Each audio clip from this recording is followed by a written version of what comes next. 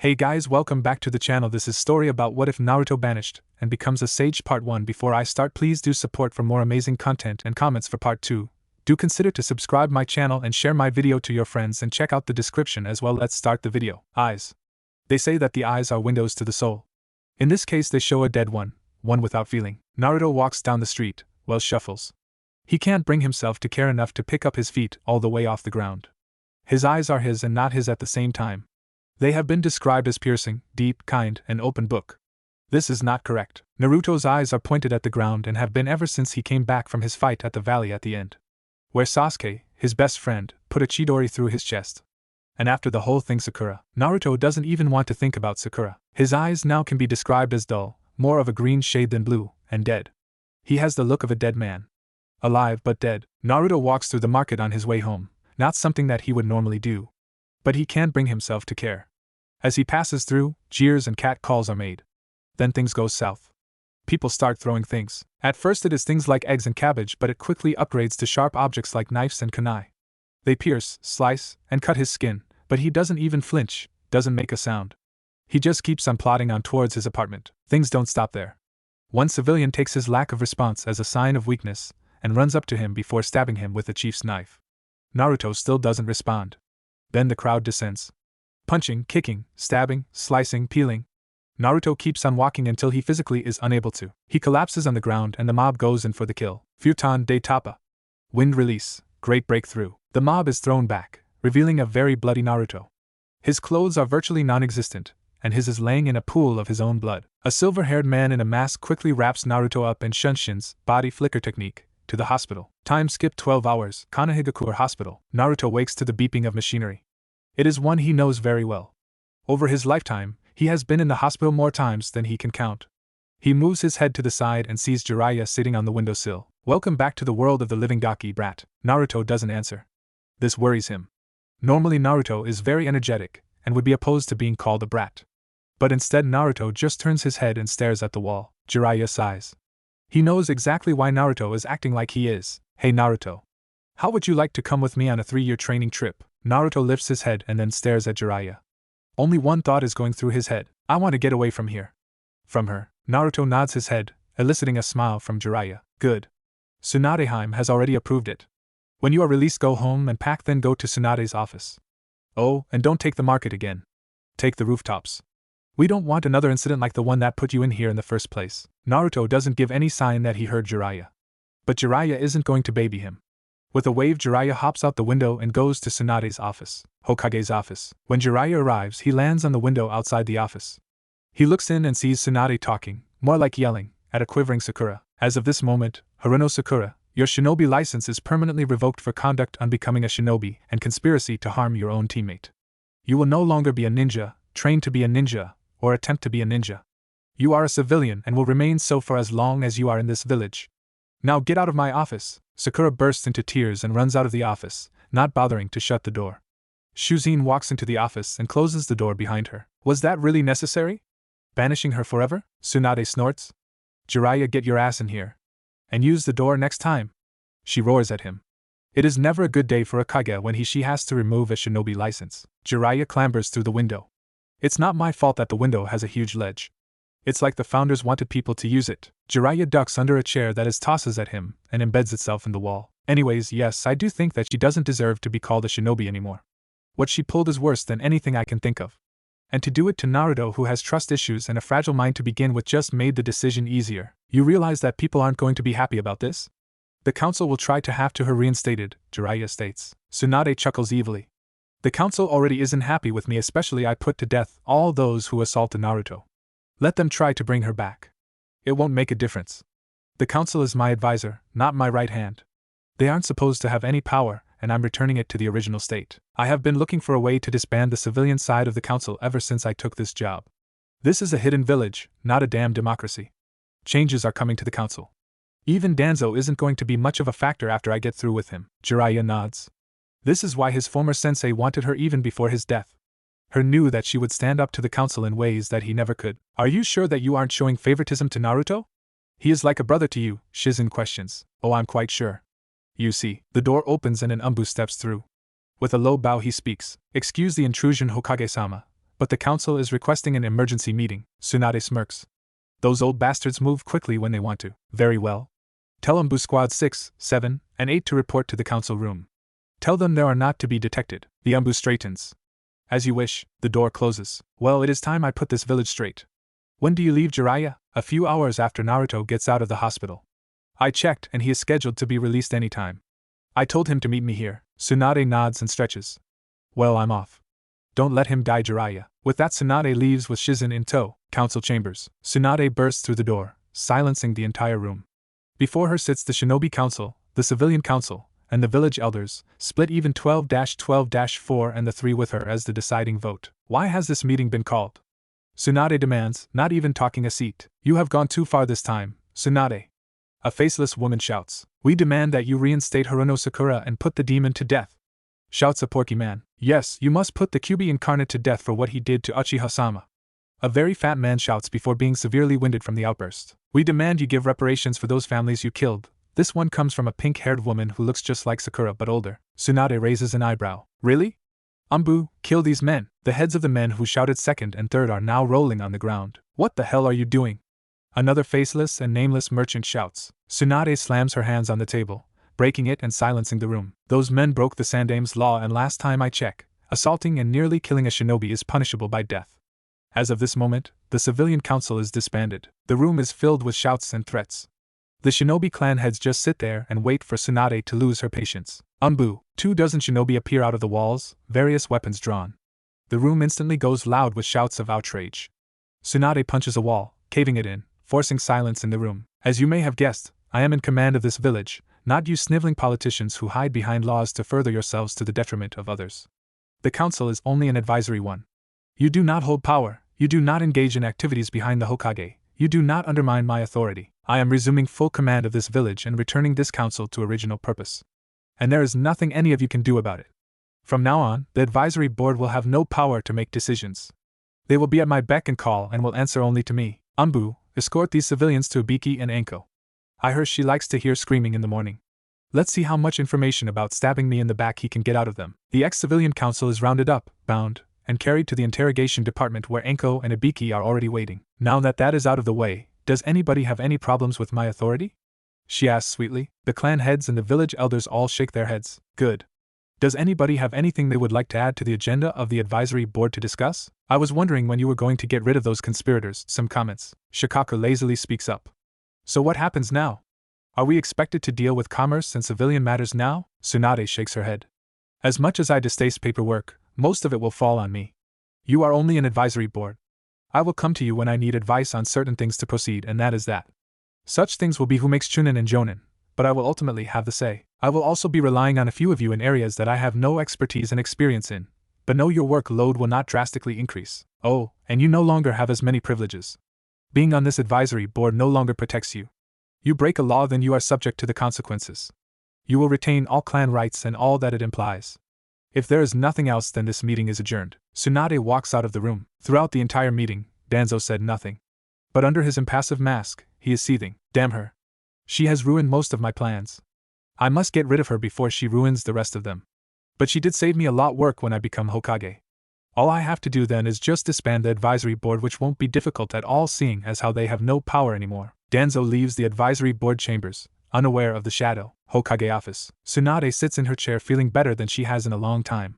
Jiraiya is still there waiting for Naruto, and Umbu opens the door. Hokage-sama, Danzo is on the move. We have Tracker Squad 9 on him now. Jiraiya's eyebrow almost gets lost in his hairline. Excellent. Bring me the Jonin instructors, clan heads, and all Umbu squad captains. Without a word, the Umbu disappears. So you are going for it all now? Jiraiya questions. Tsunade nods. Danzo has been plotting for too long. After today I will only have to worry about threats from outside of the village for a while. Hopefully when you and Naruto get back, this place will be completely different in how they treat him. That's a lot to ask in 3 years. They have spent the last 13 hating his very existence. It isn't going to happen overnight, no. But when he gets back, I'm going to reveal his heritage. People should change their minds after that. Oh, and don't leave with Naruto yet. I'm going to be promoting him and telling him who he comes from. This gets Jiraiya worried. Are you sure that's a good idea? He is in a very fragile state as it is. He may not ever trust someone enough to get close to him now. Imagine when you tell him and his mind snaps. He won't be the same. Tsunade shakes her head. He already isn't the same. He will never be the same, as much as I hate to say it. Sakura broke him, and I don't know if there is anything in this world that can fix him. So I might as well tell him now before he come to resent us both for not telling him. Jiraiya fixes her with an intense stare. You had better be right. Because if you aren't, Kushina will kill us again in the next life when we get there, making both of them involuntarily shudder. Just then the doors open and Umbu and Jonin enter the room. Good. Now you may already know that I have disbanded the Civilian Council and made the Shinobi Council just an advisory board. This gets murmurs from the crowd. Apparently not everyone knew. Anyways, I have one obstacle left before all threats are eliminated. Danzo.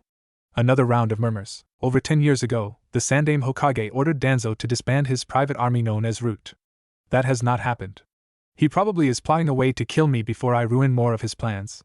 So, I have Squad 9 tracking him right now to his lair. Once we have confirmed the location of the Root base, all Anbu squads and squads made up of Jonin will assault the base. Kakashi Hitake will lead Kurenai, Choza Akimichi, and Hayama Shirakumo.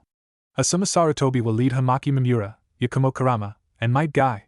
Shikaku Nero will lead Shibi Aburame, Inoichi Yamanaka, and Takuno Kenden. Shikaku, you will be in charge of the operation. A troublesome reaches her ears from the back. Kill all who oppose and if possible, capture Danzo alive. If not, then it is of no consequence. Be on alert from now until we have confirmation. Once we do, you will move 2 hours after that. Be aware that Danzo may try to escape. All shinobi not specified to be in a squad will be posted in the forest to prevent that. Clan heads may use any shinobi you feel are up to the task. That was directed mostly at Hayashi. His clan with the Byakugan will be invaluable in finding Danzo. If there are no questions, then you are all dismissed. Oh, and do not talk about this without a privacy seal.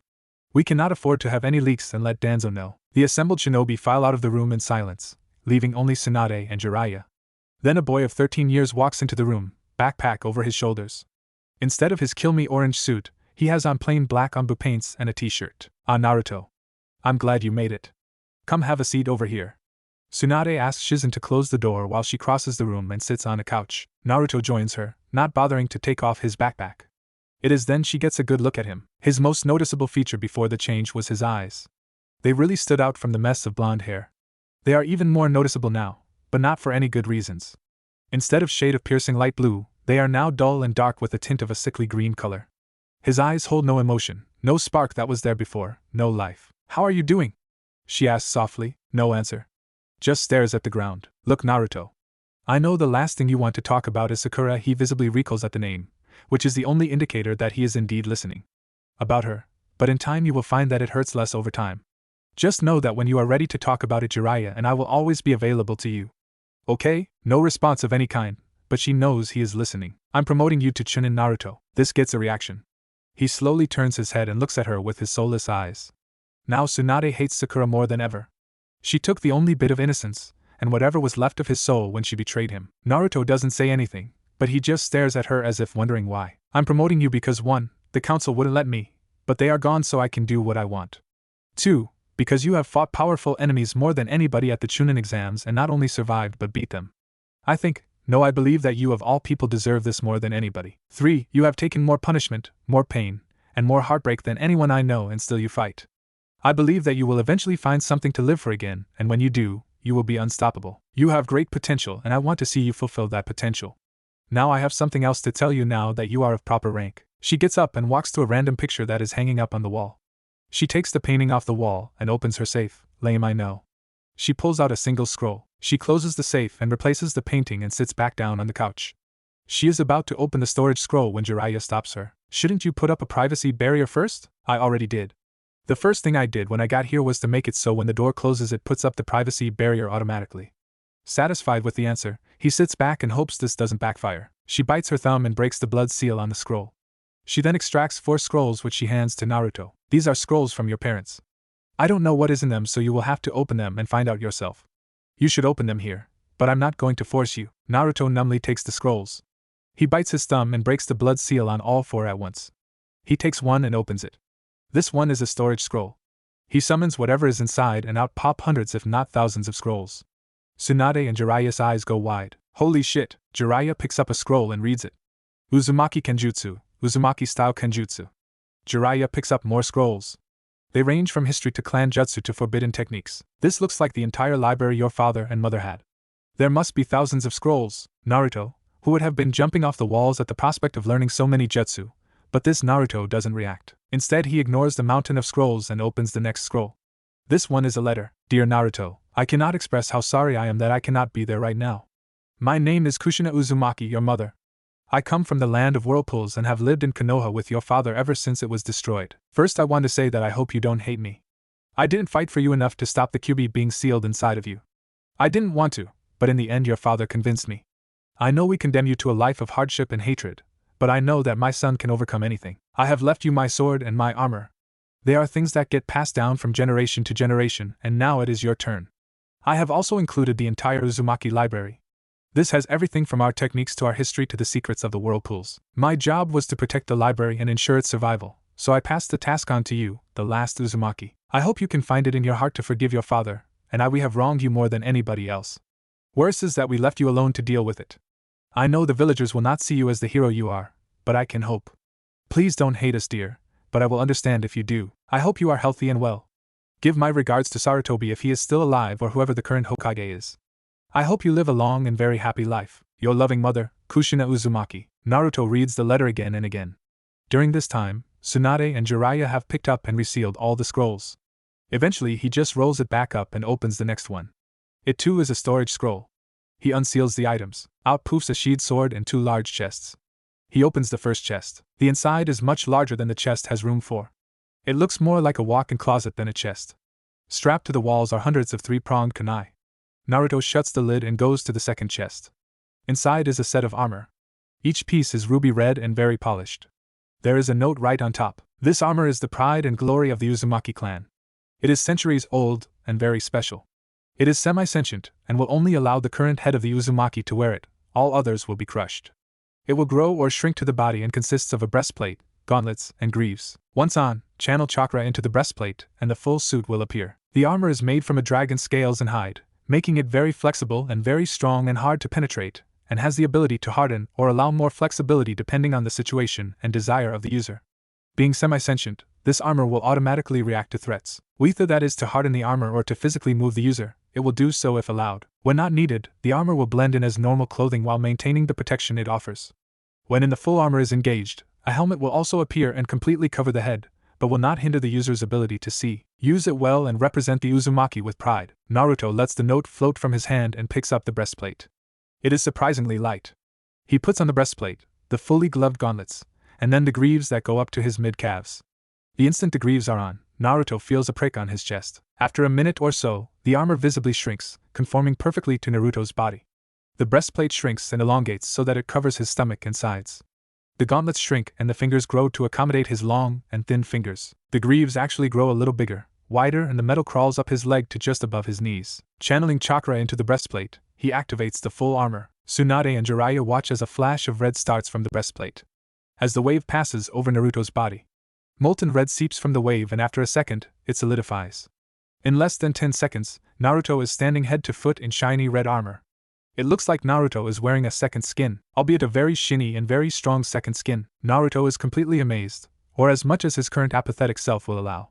He twists, turns, jumps, performs hand signs. He feels a very small amount of resistance when moving, but not as much as he was expecting. While he can feel the extra weight of the helmet, he can see clear as day, as if he wasn't wearing a helmet. Well, this is cool, he speaks for the first time in a week. But it isn't his normal cheery voice, but a monotone, almost uncaring voice. But it is a step in the right direction. He notices a slight muffle in his voice, like the sound and air are being filtered. Welcome, Master Naruto. Naruto jumps at the unexpected voice. Who are you? Naruto asks aloud. I am an imprint suit's first user, Kusaki Uzumaki. The original Kusaki made this suit after defeating a terrifying dragon that attacked Whirlpool many millennia ago. This armor was made from the defeated dragon's scales and skin. The Dragon Clan, ashamed that one of their own would do such a thing, offered themselves as the explicit summons of the wearer of this armor. I can offer help in battle, advice on any number of topics, or just a history lesson. As the guardian of this suit, I have sampled your blood to ensure that you are indeed an Uzumaki, and then read your memories to find out if you are the head Uzumaki. If you had failed, then I would have killed you for putting on this armor. Naruto absorbs this information, but doesn't react to it visibly or verbally. Instead, he cuts the flow of chakra to the breastplate, and the armor withdraws back to just the 3 pieces. Almost instantly, the armor adapts to look like normal clothing. The greaves become red steel-lined boots that go completely up to Naruto's knees, making it impossible to cut his Achilles tendons, and breaking his knee is much more difficult. The gauntlets become red fingerless gloves that go halfway to his elbows. And the breastplate becomes a red jacket that covers most of the gauntlets. Overall, he finds it acceptable. Before either Jiraiya or Tsunade can stop him, he takes out a kunai and jabs it into the back of his hand. Or that's what would have happened if the kunai hadn't stopped about a centimeter from his hand by a layer of very dense and nearly impenetrable chakra. Self-inflicted damage is not recommended. Kosaki drawls. Just checking, Naruto says emotionlessly. He picks up the last item, his mother's sword. He unsheathes it, and it almost instantaneously blinded by it. The sword appears to be made almost entirely out of light. He feels a very small percentage, about 5%, being pulled into the sword. Brings new meaning to the word lightsaber, Naruto thinks dryly. While he can't look directly at it, he finds that the intensity of the light is directly tied in with how much chakra is flowing into the blade. Apparently the sword had drawn on the chakra the instant it was drawn and drew too much or didn't realize just how much more potent Naruto's chakra was. Naruto completely withdrew his chakra from the blade and he could finally look at it. He finds his earlier assumption that it was made out of light completely wrong. The katana-style blade is just over 50 inches long with a 10-inch hilt. The blade is long and very light and looks incredibly sharp. He runs his finger along the edge with no pressure added and is rewarded with a cut. But unknown to him, the sword has a second stage. Naruto notices the blood seeping into the blade. Suddenly an explosion of light erupts from the blade, making everyone cover their eyes and looking away. When the light dies down to tolerable levels, he finds that this blade is indeed made completely out of light. But that isn't the most shocking part of all. Standing next to Naruto is a redhead. She is about Naruto's height with waist-length auburn hair. She is thin, but obviously very powerful. Kei Kushina? Tsunade stutters out. Yes, that is my name. Kushina Uzumaki. Before you ask, I am not really here. I am her chakra that has been stored in the sword from my previous uses. I do have her memories from the last time she used me, which was during the Kyuubi attack. Minato was just about to do the sealing when she sheathed me and I don't know anything after that. How many years has it been? 13, Jiraiya says. Then this must be her son. Well, my son, as I am her or at least a part of her. Well, I'm here to instruct you in the ways of Kenjutsu and in the personal Uzumaki styles, the dragon's talon and the dragon's scales. As you may have guessed, one is offensive and the other is defensive. So you are her my son. You look a lot like your father, in fact you are almost an exact replica of him. I believe we wanted to call you Naruto, is that what they settled on? Naruto only nods, his soulless eyes on the ground, not able to look her anywhere near her eyes. This gets Kushina to raise an eyebrow. So how do I ask this screw it? What's wrong with him? She points a finger at Naruto while looking to Tsunade and Jiraiya. Usually when someone sees their long-lost mother, they cry and hug. The exact opposite happens to be what Naruto is doing now. Tsunade and Jiraiya sweat drop. Just like her to not move around the niceties and just say it with as much tact as a bulldozer. He has gone through a rather big betrayal recently, and this is the result. He doesn't want to talk about it, but I'm sure he will open up eventually about it. Kushina puts her hands on his face, wincing herself at his violent recall. She slowly and gently forces him to look at her. When she does, she instantly wants to murder his betrayer. I knew that the villagers probably wouldn't accept him, but make someone withdraw into themselves as a defense mechanism means that it was a huge betrayal. While she may not real or the original Kushina, she still has the same emotions and personality that includes a very strong protective nature. She decides to drop it as he probably won't talk about it now. She lets him go and takes a step back to give him space. Well anyways, I will be teaching you Dragon's Talon and Scales. After that you will create your own style. It can be offensive, defensive, a combination of both, or something completely original. I assume that you, Jiraiya, will be training him at the same time? Jiraiya nods his head. Yeah. I'm taking him out for a 3-year training trip. Mostly it is to get away from this village, and its bad memories for him. Then I don't have to tell you that you had better not corrupt my son with your perverted ideas. Because Kami can't and won't help you in the afterlife. To make her threat have a little more impact, she cracks her knuckles. Jiraiya is starting to visibly sweat under the collective glares of Kushina and Tsunade. Of course I won't. How could that thought have even crossed your mind? Kushina's glare only intensifies. I know you were and would have tried to. Or do you not remember when I caught you peeping on me several times as well as Tsunade? I will not have my son grow up to be a perv. Jiraiya can't answer as there is a hole in the wall in his outline with Tsunade's fist extended right where the only geyser was just at. Kushina growls as she turns away from the hole in the wall and faces Naruto once again. Anyways, this sword is a divine object and is centuries older than your armor. Its name has been lost to time, so you may want to look it up if get a chance. Being a divine object, this sword is made for defending and defeating demons and other hellish creatures. There are other divine weapons as well as demonic weapons. Try to avoid the demonic weapons as they try to take you over and eat your soul. This sword has 3 stages. The first one is a normal metal blade that can be used to battle human weapons. In the second stage, the blade becomes pure light and can be morphed into a number of different styles of blades from a katana to a zanbatsu, whatever the user desires. While in the second stage, it can cut through most normal metals, but demon steel and a few others found here will repel it. The third stage is something you are going to have to unlock it yourself. I cannot tell you. Now, once Jiraiya gets back in here, we can discuss who gets Naruto at what time, said Pervert clambers through the me-sized hole in the wall. Naruto tunes out the conversation. He doesn't really care about how he spends his time, just as long as they do it outside of the city. Getting bored, Naruto picks up the last and final scroll. Dear Naruto, my son, my name is Minato Namikaze, the Yandame Hokage, and the reason for your torment. I am the one who came up with the idea of sealing the Kyuubi no Yoko in you and performed the sealing, giving my soul in exchange for the village. I know that they will not do as a request and treat you like a hero like your mother, and I want to, but I have no choice as the Hokage. I won't ask for your forgiveness, I do not deserve it, but I do ask for your understanding. The seal Shinigami put on you is the Shiki Fujin, dead demon consuming seal. You may have noticed by now that your chakra is a bit more potent than other shinobi. This is due to the fact that Kushina was 2 months pregnant when I sealed the Kyuubi into you, because the seal allows a very small amount of the Kyuubi's very potent chakra called Yuki to mix with your still developing chakra network and altering your own chakra on the most basic level. You have either pure Yuki or a Yuki chakra mix running through your body, making your techniques very powerful with just a fraction of the chakra that it normally takes. I have included the entire Namikaze library along with the rest of my 3-pronged kunai that are used for the Hiraishin no Jutsu. I don't know if you will be able to learn it, but I hope you do and carry on the legacy. Included in the library are the blueprints and my notes on the Rasengan and Hiraishin no Jutsu. I cannot begin to describe how sorry I am that I forced such a terrible fate on you. I can only hope that your mother raises you to be a fine young man and that you are able to find peace and someone to love you in return. I must go now. The alarms are sounding, meaning the Kyuubi is only a half-hour away and I must prepare the seal. Goodbye and I love you. Minato Namikaze, Yandame Hokage. P.S. Don't get mad with the current Hokage about not telling you about me. I left specific instructions that you are only to be told when you turn 16, or you make the rank of Chunin. I had many enemies that I know would take revenge for what I did out on you, my only heir. Naruto looks up and rolls the scroll up and tosses it on top of the other 3 scrolls. All 3 adults are watching him closely, not knowing what his reaction is going to be. When do we leave? His voice doesn't hold one bit of interest, making the others recoil at the very dead tone and look he is giving off. As soon as you're ready. If you want to leave the 2 letters here with Tsunade Heim, I'm sure she won't have a problem with that. You can seal up Kushina's sword or carry it with you, either is fine. By the time Jiraiya is finished speaking, Naruto is done. He had sealed up the 2 chests and tossed the 2 letters to Tsunade. He straps the katana sheath onto his waist and places the 2 storage scrolls in his bag and is at the door waiting for Jiraiya. He sheathes the sword and Kushina disappears back into the sword. Jiraiya stands and heads for the door before Tsunade stops them both from leaving. Wait! She rushes over to Naruto and gives his a huge hug, but careful not to crush him. Jiraiya gets a small nosebleed when he realizes Naruto's face is in the valley between her mountains of flesh. When she breaks the hug, she leans over to look him in the eye, unintentionally giving Naruto a good look at her breasts while Jiraiya is moving around behind Naruto trying to get a good look. Not that Naruto is looking or even noticing. For what it's worth, I'm sorry for what Sakura. Naruto flinches at the name. What she did to you.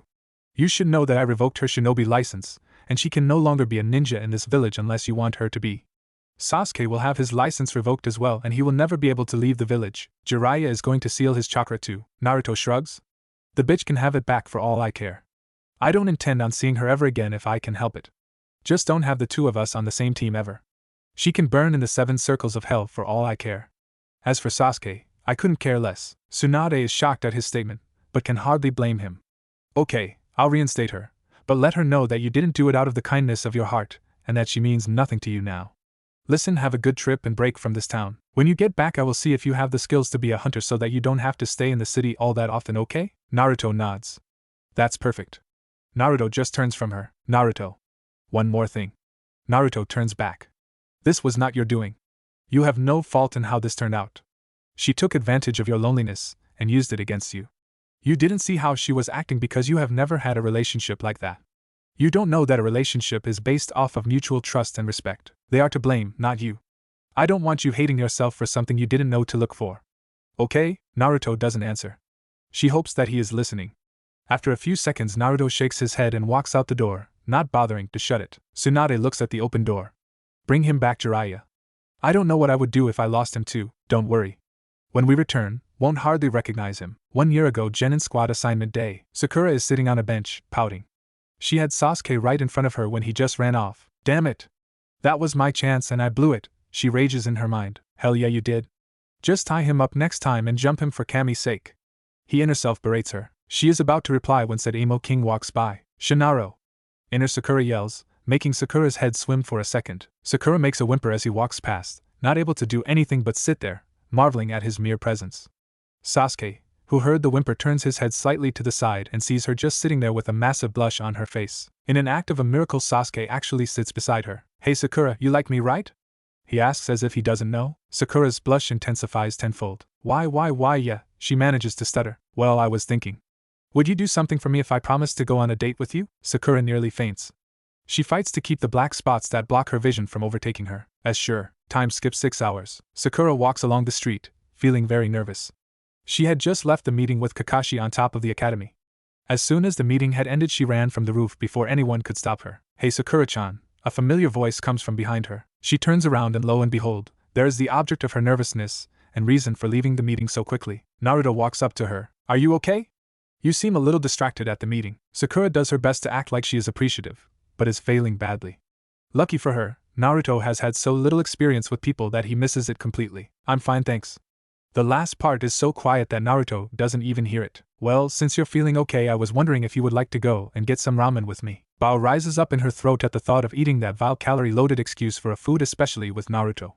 The reflex to shoot him down immediately swells in her veins, making her mouth opens before her brain kicks in and she remembers her conversation with Sasuke. Flashback. "You want me to do what?" she asks. "As I said, I want you to go out with Naruto for a while until I say it's enough. I'm not saying that you have to kiss him or anything, but just spend time with him." Sakura is silent as she thinks. "Well, I do want a date with Sasuke, but Naruto is gross. I bet he doesn't even take showers, judging from the smell." Little does she know that he can't take showers because he gets the water turned off every time he goes to his apartment. He only washes in the nearby river, and he can't use soap or shampoo or he will kill the fish and other water creatures. "But I really want to go on a date, and then rub it in Inopig's face. I guess I can do that." Sasuke smirks. "Good. Now while you are with Naruto, you can't shout how much better I am than he is or try to talk to me every chance you get. But you definitely can't talk about our deal with anyone or Naruto might find out. This is just between you and me. Just be a normal girlfriend to him minus the kissing part if you want." Sakura nods her head. She can do that. End flashback. "Hello? Konoha to Sakura?" Sakura shakes her head free of the memory. Sure. I'll go to lunch with you, but can we eat something else besides ramen?" Naruto is stunned. Not once has she accepted a request to go on, for all intents and purposes, a date. Naruto quickly shakes that off. "Sure, but there aren't many places that I'm allowed to go into. So what would you like to eat?" "Well, if you wouldn't prank people so much, then people wouldn't mind so much." She is blissfully unaware that his pranks have nothing to do why he is banned from so many places. "How about sushi?"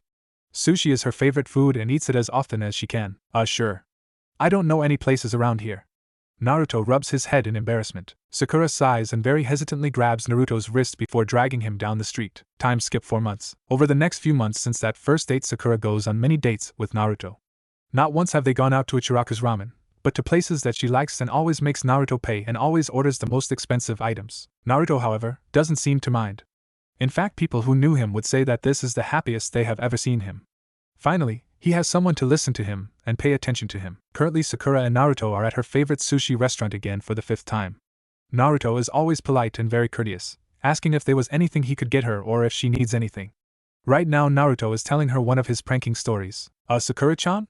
he asks. Was her response. She has been staring off into space, nibbling in a rolled piece of fish on a fork. "You zoned out again." "Oh, sorry," was the quiet response. Truly though, she wasn't the least bit sorry. All he talks about is some new jutsu that he saw or one of his pranks. Why can't he just shut up for once?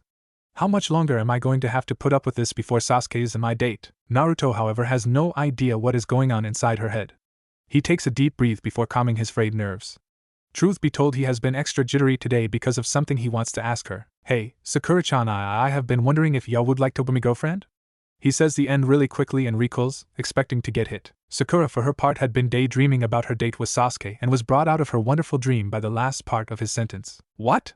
she asks forcefully. Naruto cringes at the tone, but gathers his courage. "I was wondering if you would like to be my girlfriend." Sakura can't believe her ears. Sure, Sasuke had said for a while, but damn it, he didn't say anything about becoming his girlfriend. She decides to go ahead and accept his offer because she can always just dump him. She tells herself that the next chance she gets is going to ask him about it, and he says okay to stop, she will dump him immediately. Sure, Naruto-kun. She has to fight down the wave of nausea when she says kun along with Naruto's name. She only succeeds because she keeps telling herself that it is all to get Sasuke, that this is just a means to an end. Hooray! Naruto leaps up and scoops Sakura in an enormous hug. Again she fights down a wave of bile at his stench. She imagines that these arms are Sasuke's and immediately relaxes into them, even putting her arms around Naruto. Naruto lets go of her and smiles his biggest smile. On the inside, Naruto is struggling to contain his excitement. He is happier than he has ever been. Someone has accepted him for who he is. He takes her hand and tosses the cash on the table and leads her out of the restaurant, noticing the very big flinch when he touched her hand but writes it off as her not being used to contact. Time skip 4 months. Sakura sits in the lap of her 4-month boyfriend. Not that she wants to. It had taken her 3 months to just get this far. Since becoming his girlfriend, she too has been shunned by the populace of Konoha, believing her to be a demon bitch or a demon whore. More than once, Naruto has gotten into brawls over someone calling Sakura a whore and a slut. She has been banned from half the restaurants in the city as well as her family. When asked about dating the demon, she told her parents that she was dating him but only at Sasuke's request. Being the Uchiha lovers they are, they immediately praised Sakura for getting one step closer to having his children. She has also learned more about Naruto himself. Besides writing off being called a demon because of his pranks, she went to his apartment and saw that it was absolutely disgusting. Pieces of wood on the walls and ceiling were rotten and collapsed, the floor had numerous holes in it, making you watch where you had to step, the refrigerator was broken, and the water was the dirtiest she has ever seen. It was almost black in color. She immediately left the apartment, not able to stand the smell of rotting wood and the gas given off by the termites in the walls and wood. Naruto chased after her, but stopped after he got to his stairs as she had already rounded the corner, racing to her home to take a shower. Naruto recalls the conversation that he had with Choji and Shikamaru a few weeks back. Flashback. Naruto is walking down the street, hands in his pockets whistling some off-tune song. He hears someone call his name from behind. He turns and finds Shikamaru and Choji walking up to him. "Hey guys. What's up?" Naruto asks. "Are you busy? We have something troublesome that we need to talk to you about," Shikamaru says in his lazy voice. "Sure, I have nothing to do. I have to meet Sakura in 2 hours for a date, but other than that I'm free as a bird." Shikamaru mutters a troublesome before motioning Naruto and Choji to follow. After a few minutes' walk, they enter training ground 4. It is mostly a thin forest with small animals. Teams come here to train their tracking abilities. "So what's up, Naruto? Have you noticed anything odd about Sakura?" Shikamaru asks. He lays on the ground and watches the clouds go past through the holes in the canopy above them. "What do you mean?" Naruto asks guardedly. Munch, what he means is, have you noticed any strange behavior from her? Choji asks between breaks and eating his chips. "No." "Why? What's this about?" Shikamaru sighs. "As troublesome as it is, we want to let you know that we think Sakura isn't genuine in her wanting to go out with you." "What the hell are you talking about?" Naruto shouts, making the birds above them take flight from the sudden noise. "Look, Munch, don't take this the Munch wrong way. She is a great person, Munch, but she doesn't act like she wants to be with you. Did you notice her sudden attitude change 8 months ago when she first said yes to goes out with you on a date? She doesn't bother Sasuke anymore. She doesn't go mouthing off about how great he is. She doesn't defend him when someone else besides you insult him. And she doesn't fight over him with Ino. What prompted her to have a complete change of heart in a few minutes? I think that it is because she doesn't really want to be with you. Look, Munch, she doesn't act like a normal girlfriend. She flinches whenever you grab her hand. When you Munch hug her, she tenses up a lot and then relaxes. She Munch berates you all the time. She hits you twice Munch as much as in the academy. Have you ever gone to a Munch place that you wanted to eat? Well, no, but I don't have a problem with that. Has she even kissed you? Does she tell you that she likes you or given you a present or given you any type of moral or emotional support? I see her forced smiles, the strain in her voice when she uses the kun at the end of your name. She stands as far away from you as possible without drawing attention to herself. She uses every excuse she can think of to get away from you. She doesn't enjoy spending time with you from the pained look on her face every time you hug her. Well, we haven't kissed. She said she wants to save that for a special occasion. I don't care about the rest of that. All I care about is that she pays attention to me. She listens to me, spends time with me. That's more than I can say with 99% of the people in this village. Naruto, we just want to keep you from being hurt. Sakura isn't the kind of person who doesn't change who she is in a matter of hours without something drastic happening that we would have heard about. Naruto lowers his eyes so that his bangs cover his face. When he looks up, his eyes are shining in anger. I don't care about the way she acts or what you think about she would or wouldn't do. She is my girlfriend and I trust her more than anyone. She is the first person to accept me like I am enough to go out with me. Do you know what it feels like to not have a friend until you were 9? Do you know what it feels like to not know who your parents are? To wonder if they ever loved you? If they thought I wasn't worthy of them? Do you know what it's like to go home to an empty, run-down apartment night after night? When I can't own anything of value because the moment I do have something, it gets stolen or my apartment gets burned down again. When I'm with Sakura, I don't have a care in the world. She completes me.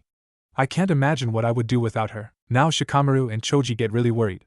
Sakura has Naruto wrapped around her finger, and they can only hope that she chooses the right path because if not, There's no telling what Naruto would do. End flashback. Naruto is waiting for Sakura outside her house so they can go to a team meeting together.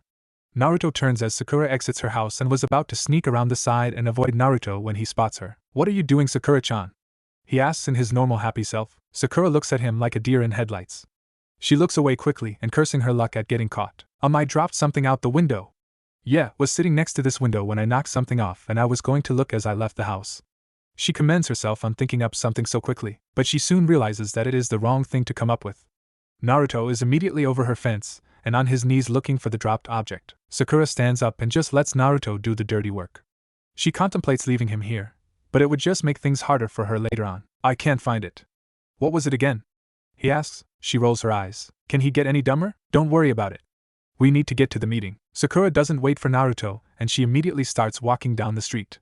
She hears Naruto run up beside her, and before she can stop him, he grabs her hand and holds it as they walk down the street. Hey, Sakura-chan. I never told you this, but Shikamaru and Choji had a talk with me a few weeks ago about you. Sakura's heart stops. Inside she is freaking out. What the hell were they talking about? Why would they talk to him about me? I've done nothing that. Shut the hell up and listen and you will probably find out. Inner yells at outer. They said that they think you aren't genuine as they put it in wanting to be with me. They kept saying that you did things that girlfriends don't usually do, but I don't care about those things. I like you because of those things make you unique. I told them that I don't care about what you do as long as you want to be with me. You do, don't you? Naruto is leaving himself on a diving board over a deep pool with no water. Sakura, for her part, is shocked at his words. He likes her because of the things she does to minimize her time and contact with him. Naruto, you really are an idiot. She is too shallow to realize the meaning behind it. Time skip 2 months. Sakura is walking down the street having just gotten rid of Naruto at his apartment. Naruto had taken to kissing her on the cheek, making her involuntarily cringe every time. She sighs as she walks to her house for a scrub down to get his germs off of her skin. She walks past the main gates and takes a left, and walks further down. Usually she doesn't take this route, but for some reason she feels compelled to tonight. As she walks, she spots a boy with black hair and a backpack walking towards the main gate. Wait, why is Sasuke here? The Uchiha compound is on the other side of Konoha. And why does he have a backpack? Sasuke-kun, she calls out. Said Uchiha stops in his tracks and a smirk comes over his face. Hello, Sakura. She approaches him and jumps up happily. What's the backpack for Sasuke-kun? I'm leaving. Simple as that. Sakura's proverbial bubble fluctuates, being poked at by Sasuke on the outside. What? What about our deal? Sasuke tilts his head back and laughs. A very creepy and evil laugh. Did you honestly think that I would actually go on a date with a weakling like you? You aren't worth me spending any extra time with you, much less eating a meal I won't like in a place that I definitely won't like. Now Sakura's bubble bursts. She falls to the ground, crushed. Why would you make the deal then? She manages through a torrent of tears. Sasuke chuckles again. Because I wanted Naruto to get close to you. With that he knocks her on the back of the neck and just leaves her lying on the dirty ground as he jumps over a low section of wall and out into the forest. Time skip 5 hours. Naruto stands with Shino, Choji, Shikamaru, Neji, and Kiba at the gates. They had just arrived to go after Sasuke. They turn to leave when a sobbing and dirty Sakura stops them. Go on ahead, guys. I need to talk with her for a few minutes. Shikamaru gets a bad feeling in his stomach, but nods anyways and the four jump away towards Otogekure. What's the matter, Sakura-chan? Naruto hugs her to calm her down, but she pushes him away. Bring him back. Bring back my Sasuke-kun. Naruto blinks for a second. Her Sasuke. What? What do you mean? She looks up, her eyes red and puffy. She grabs his collar and shakes him violently. Promise me you will bring him back. She snarls at him. Naruto, not really knowing what to do, just nods. Okay. I promise to bring him back. I have to go now. Naruto tries to hug her, but she fights him off and shouts for him to go. Now really confused, Naruto jumps off after his squad mates and forces his confusion to the back of his mind until after the mission. Time skip 2 hours. Sasuke and Naruto stand on opposite statues at the valley at the end. So you came? How's Sakura? Sasuke asks without turning around. That's none of your damn business. Under orders of the Hokage, you are to go back to the village immediately. Sasuke laughs. And you think you can make me? I'll bring you back even if I have to break every bone on your body. Sasuke turns around and finally faces Naruto. Then show me. Sasuke jumps across the gap and charges Naruto, Sharingan blazing. Sasuke launches a roundhouse at Naruto's head, intent on making this a quick fight. But Naruto ducks under it and uses an uppercut aimed at Sasuke's chin. He sees this, however, and moves to the side, making Naruto miss and leaving him wide open. So, how's Sakura doing after I left her in the dirt? Naruto blood starts to boil. What the hell did you do to her? Naruto's anger makes him faster and stronger. He avoids a back fist aimed for his face and punches Sasuke in the chest, making him take a couple of steps back. I didn't do anything. I asked her a favor almost a year ago and she ran with it. Sasuke does a front kick. He then presses the attack with taijutsu since Naruto's poor excuse for taijutsu isn't his weakest category, but it is abysmal at best and non-existent at worst. Sasuke forces Naruto back before kicking Naruto in the side of the leg, forcing him to one knee. Sasuke then brings his other knee right into Naruto's face. The impact shatters Naruto's chin in 3 places. Naruto hits the ground and lies on there, waiting for Kyuubi to heal his injuries. You see, Dobe, Sakura only dated you because I asked her to. This whole time she has been faking, and you didn't pick up on it at all. In fact, you defended her. Naruto, having his jaw fixed, lets out a low growl. Suddenly a red layer of chakra envelopes Naruto. Before Sasuke can even lift a finger, he has a fist in his gut. Spit flies out of Sasuke's mouth and hits Naruto's external chakra. It hisses as it evaporates. Shut up. Sakura-chan would never do that. Naruto continues to beat the stuffing out of Naruto. Suddenly Sasuke can see Naruto's actions before they happen. Finally. My Sharingan must have matured. This dope stands no chance now. Sasuke intercepted Naruto's punch and backhands Naruto, forcing him away. Naruto rushes Sasuke once he recovers, but with his new Sharingan, Naruto doesn't stand a chance and is getting beat pretty badly. Why can't I beat him? I can't fail Sakura-chan. I won't. I need more power. Out of the chakra cloud, a tail pops out. Naruto's fingers are claws and his eyes are slitted. A pair of ears on top of the chakra shield gives him the distinct look of an animal. I will bring you back. Naruto disappears and Sasuke finds a foot in his stomach. As he flies back, he falls off the edge and splashes into the reservoir. Naruto follows him down, but uses chakra to stand on the water, making it steam and partly cloud him vision. Naruto looks around and a bubbling a few feet away from him alerts him to something. Suddenly a burst of flames comes from the water aimed right at him.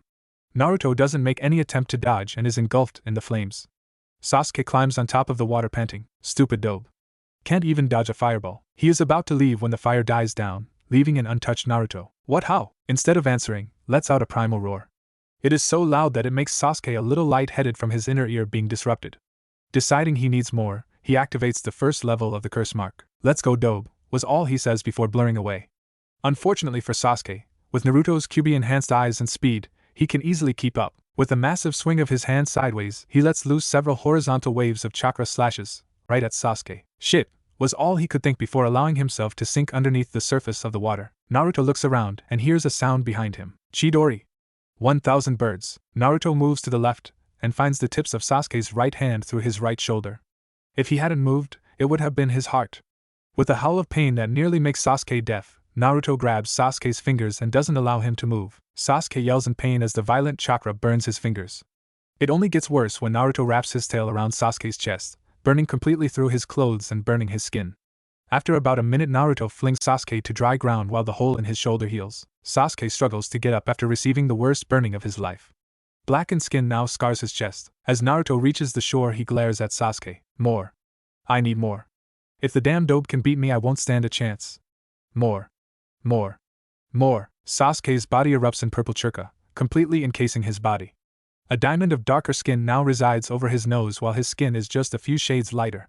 He also has a pair of very creepy hand-looking wings. Ha ha ha ha ha. The power. With this power, I can easily defeat Itachi. Now dope. You're in my way. Sasuke blurs away again, but this time Naruto just barely keeps up. A right hook to Naruto's face sends him back out on the water. Sasuke doesn't let up. He connects with a right kick to Naruto's ribs that would have broken them had he not had the chakra shield. Naruto slides across the water and rights himself before giving a massive roar and charging Sasuke, who just stands there, Sharingan spinning wildly. Naruto slashes at Sasuke, who sidesteps them and kicks Naruto in the chest, sending him away. But Naruto isn't going down alone. When Sasuke kicked him, he wrapped his tail around the left leg that is still on the water, and when he is kicked back, Sasuke follows him. Naruto lands on all 4 limbs and elongates his tail, making it several dozen times longer than normal. He keeps Sasuke suspended in the air, all the while burning his leg. He attempts to right himself with his wings, but the hold on his leg intensifies as well as the burns. Naruto then lets out a massive roar and slams Sasuke into the ravine walls. Again. And again. And again. On his 12th time smashing Sasuke, he drags him along the wall, leg first followed very quickly by his chest and face. With one last whip of his tail, he flicks Sasuke into the wall on the other side on the lake. Sasuke slides down the wall and slumps against the wall, barely conscious. Even with LV2 activated and makes his skin harder, it is no match for repeated smashes and drags. Naruto pounces up to where Sasuke is. Seeing his grievous injuries and that he is barely conscious, Naruto's chakra cloak drops, leaving him severely tired, burned, and depleted. He limps up to Sasuke, who has lost his LV, too, and is back to his normal self. Naruto is a few inches from picking Sasuke up to carry him back when Sasuke's arm glows. It gets brighter and brighter and Naruto wonders what the hell is going on. Suddenly Sasuke's eyes snap open. Chidori. Naruto is too tired and slow to dodge it completely. Naruto finds Sasuke's hand in his chest again. But Naruto isn't going to back down. He takes his left hand, the only hand he can use since Sasuke's Chidori is messing with the nerves in his right side, and chokes Sasuke. His hand closes around the vein and artery on both sides of his neck and Sasuke instantly starts to feel lightheaded. After 10 seconds of Naruto squeezing, Sasuke loses consciousness. His arm slumps out of Naruto's chest and allows the wound to begin healing. Combined with the previous injury from the Chidori, Naruto has a huge hole in the right side of his chest. Technically, he shouldn't even be alive, much less standing. Naruto sighs and grips Sasuke with his left, and as hard as he can and jumps out of the Valley of the End and begins his long trek back to Konoha. After 10 minutes of walking, Kakashi jumps in front of him. Seeing Sasuke in his condition, he freaks out. "What the hell did you do? How could you do this to your own teammate?" he shouts. Naruto rolls his eyes. He is tired of Kakashi's favoritism towards the Uchiha, but is too tired to do anything about it. "Take him to the hospital. I'll catch up." Kakashi immediately takes Sasuke and shuns towards Konoha. Well, one problem solved. Now I just have to get back. Naruto walks for a good half hour before medics arrive. Naruto gratefully lays down on the stretcher and allows darkness to claim him. A faint smile is seen on his lips. He completed the mission and kept his promise to Sakura. Time skips 6 hours. Konoha Main Hospital. Naruto wakes to a pain alternating between sharp and dull in his chest. He forces his eyes open. He is staring at a blank ceiling. He tilts his head to the right and sees his chest wrapped in a massive bandage and in 4 lodged in his right arm. "Ah, Naruto, you're awake," a voice calls. Naruto turns to the other side and sees Tsunade sitting next to his bed, reading glasses on with a book in her hand. What happened? You stopped Sasuke from leaving the village. During the fight you took a couple of high-rank assassination techniques to the chest. On top of that, you used the Kyuubi's chakra for an extended period of time which left your coils burned out and chakra burns all over your body. The hole in your chest was closing when you arrived here and isn't quite finished healing.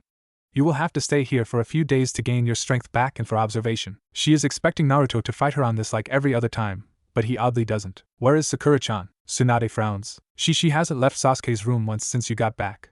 She hasn't asked on your condition. She watches Naruto's reaction. How is Sasuke? He asks quietly. You did a number on him. All his ribs are broken, he has a very severe concussion, a punctured left lung, severe burns across his chest and left leg, severe chakra exhaustion, and somehow a fractured tailbone. Naruto looks down. So he is pretty hurt. The guilt in his voice can't get any thicker. Tsunade sighs. This always happens to people who are forced to fight each other like that who are or have been on the same team. You did what you had to. You didn't kill him and should make a full recovery with a scar over the burned sections of his chest. You showed a lot of restraint when using the Kyuubi's chakra. Most people lose control while using a Bijuu's chakra like that. Naruto nods. Tsunade can only guess as to his line of thinking. Can I go and see him? Tsunade looks at him over her glasses. She has a feeling on why he wants to go, and see him is not for him but the person who has yet to leave his room. Sure. I don't see why not. Just be careful. You should also visit the rest of your team. They are all on the same floor as you. Sasuke is in room 205 down the hall to the left. Thanks, Bachan. Naruto gets up very slowly as his right side is still very sore. With Tsunade's help, he shuffles out the door with her right behind him on her way back to her office across town. He reaches Sasuke's room. Tsunade puts a hand on his shoulder in support, and walks past him. He opens the door, and doesn't get 2 steps inside before he is punched in the face so hard he flies into the wall. He looks up and sees a seething Sakura over him. What was that for? He asks. You did this to him and you have the gall to ask what you did? She says with as much venom as she can while pointing at Sasuke's form. I did what I had to. He wouldn't come back with me so I fought him to complete the mission, and to keep my promise to you. You didn't have to put him into a coma. Naruto is starting to get mad. What the hell was I supposed to do? He put 2 holes in my chest. He was trying to kill me. That is no excuse to do that to my Sasuke-kun. Wait, you're Sasuke? What the hell? You're my girlfriend. You're supposed to be on my side when someone like the Hokage gives me an order to bring him back forcibly. Sakura gives a dark chuckle. Your girlfriend, huh? Well, sorry to you know what? I'm not sorry to say this. I never wanted to be your girlfriend. I never liked you. I hate spending time with you. You smell like a pig, you don't shut up, you have the filthiest place I have ever seen. You can't compare to someone like Sasuke-kun. The only reason I went out on a date with you is so I could go on a date with him. And when he left he said he would never go out with me, so why should I keep pretending to be your girlfriend? Naruto just stares at her. His brain trying to comprehend the meaning behind her words. But what about? He doesn't get a chance to finish. I never enjoyed your company. I could barely stomach it. Every time you touched me I had to fight to keep my food down. I flinched every time you took my hand. When we hugged, I only took it because I imagined that you were Sasuke. You make me sick. Did you never notice how I would always pick the most expensive things on our dates? Did you not notice how I would always find an excuse to get away, or how I would put as much distance between us as possible? Kami, you are the dumbest person I know, and then you hurt my Sasuke-kun. I never want to see your face again. If I do, then I will kill you with my bare hands. Naruto his whole time is dumbstruck. Neither notice that his chest is now crimson with his blood from the gaping holes still there. What's worse is that the door is still wide open, allowing the entire floor to hear her rant. Just as she finishes, Naruto collapses. His mind unable to deal with the stress. Sakura is contemplating throwing him out the window when Tsunade bursts into the room. She looks from Naruto on the ground unconscious to the very fresh bruise on his face, and the blood-soaked bandages, then to Sakura who is flushed after her little speech. Tsunade wants to rip into her, but she has more pressing things to deal with. She picks Naruto up and faces the door where she stops for a second. You better not leave this room, Haruno. You and I are going to have a discussion after he is stabilized. And with that she leaves the room, leaving Sakura to poke her head out the door at the retreating form of the Hokage. When she looks the other way, she sees most of her class and a few of the others glaring at her. What? She asks. Shikamaru gets up and gets an inch from her face, his own reflecting pure, barely contained rage. How dare you do that to Naruto? Hasn't he had enough suffering in one lifetime that you have to rip his heart out of his chest and rip it into 1,000 pieces? I don't, she starts before being cut off by a now red-faced Shikamaru. Fucking shut up. You fucking cunt bag. You don't realize what you have done to him. You are so blinded by your crush that you just trampled on one of the greatest heroes that this village has ever known. The whole group is stunned by his outburst. Shikamaru never has done this in his life. Not once has he ever raised his voice. But he doesn't stop with that. He is like an avalanche. He is on a roll and there is nothing anybody can do to stop him. You remember your mission to Waves, right? You remember what he yelled at Inari, right? Well, guess what? Everything that happened to him in the past was nothing compared to what you did. After all the shit this village put him through, he still put a smile on. He still laughed, and made jokes, and tried to make our lives a little happier at his own. You, however, had no regard for him, and you took advantage of his need for attention and love, and you ripped him to shreds. You had better hope that he is okay, or else this village won't be enough to save you from him. Why, wrath. With that, Shikamaru turns on his heels and is about to storm away when he stops and turns back to slap her in the face. Hard. So hard that it leaves his hand stinging and an enormous red mark on her face. Then he turns and leaves, not once looking back. One by one, her friends all follow his example, sending glare after glare and calls like bitch and backstabber as they pass. After they leave, does the gravity of what she did hit her. She collapses to the ground and cries in self-pity for herself. Just outside of Konohagakure no Sato, Naruto is walking behind Jiraiya, not really paying attention to where his feet are taking him. He is just relieved to get out of that Kami-forsaken village, but he isn't paying attention at all, just numbly walking along, not really thinking. And yes, men have the ability to just do something without thinking, contrary to most women's beliefs that the male brain is always working. But if he would have been paying attention, he would have noticed that his feet are carrying him somewhere that isn't in the direction that Jiraiya is walking. Jiraiya looks behind him to see Naruto walking off at a 45-degree angle from his own path. He yells Naruto's name to get his attention, but no luck. He runs after Naruto before he gets too far. What are you doing, Naruto? We need to get to my contact, he says. Naruto just keeps on plodding away like he never heard a thing that Jiraiya said. Jiraiya places a hand on Naruto's shoulder, but the instant he makes contact he is blasted away by pure chakra. Not knowing what the hell just hit him, he jumps back towards Naruto and tries to physically stop him, but the same result occurs, but with more force. Jiraiya has no option but let Naruto continue and follow closely. After an hour or so, Jiraiya notices that they are on top of the mountain overlooking Konoha. Naruto stops so suddenly that Jiraiya almost makes the mistake of bumping into him. Naruto just stands in one stop, eyes closed. After a minute or so, Jiraiya is about to ask what they are doing there when he feels a huge chakra spike from Naruto. As Naruto flares his chakra to its fullest extent, Jiraiya falls to his knees, unable to keep up with the pressure. A few more seconds and the chakra stops, allowing Jiraiya to breathe again, stand back up. Suddenly the whole mountain starts to shake, forcing Jiraiya to hold onto a tree for support. He looks back to Naruto when the ground under Naruto's feet cracks and falls out from under him. Naruto! Jiraiya quickly jumps after him, biting his thumb and ready to summon Gamabunta.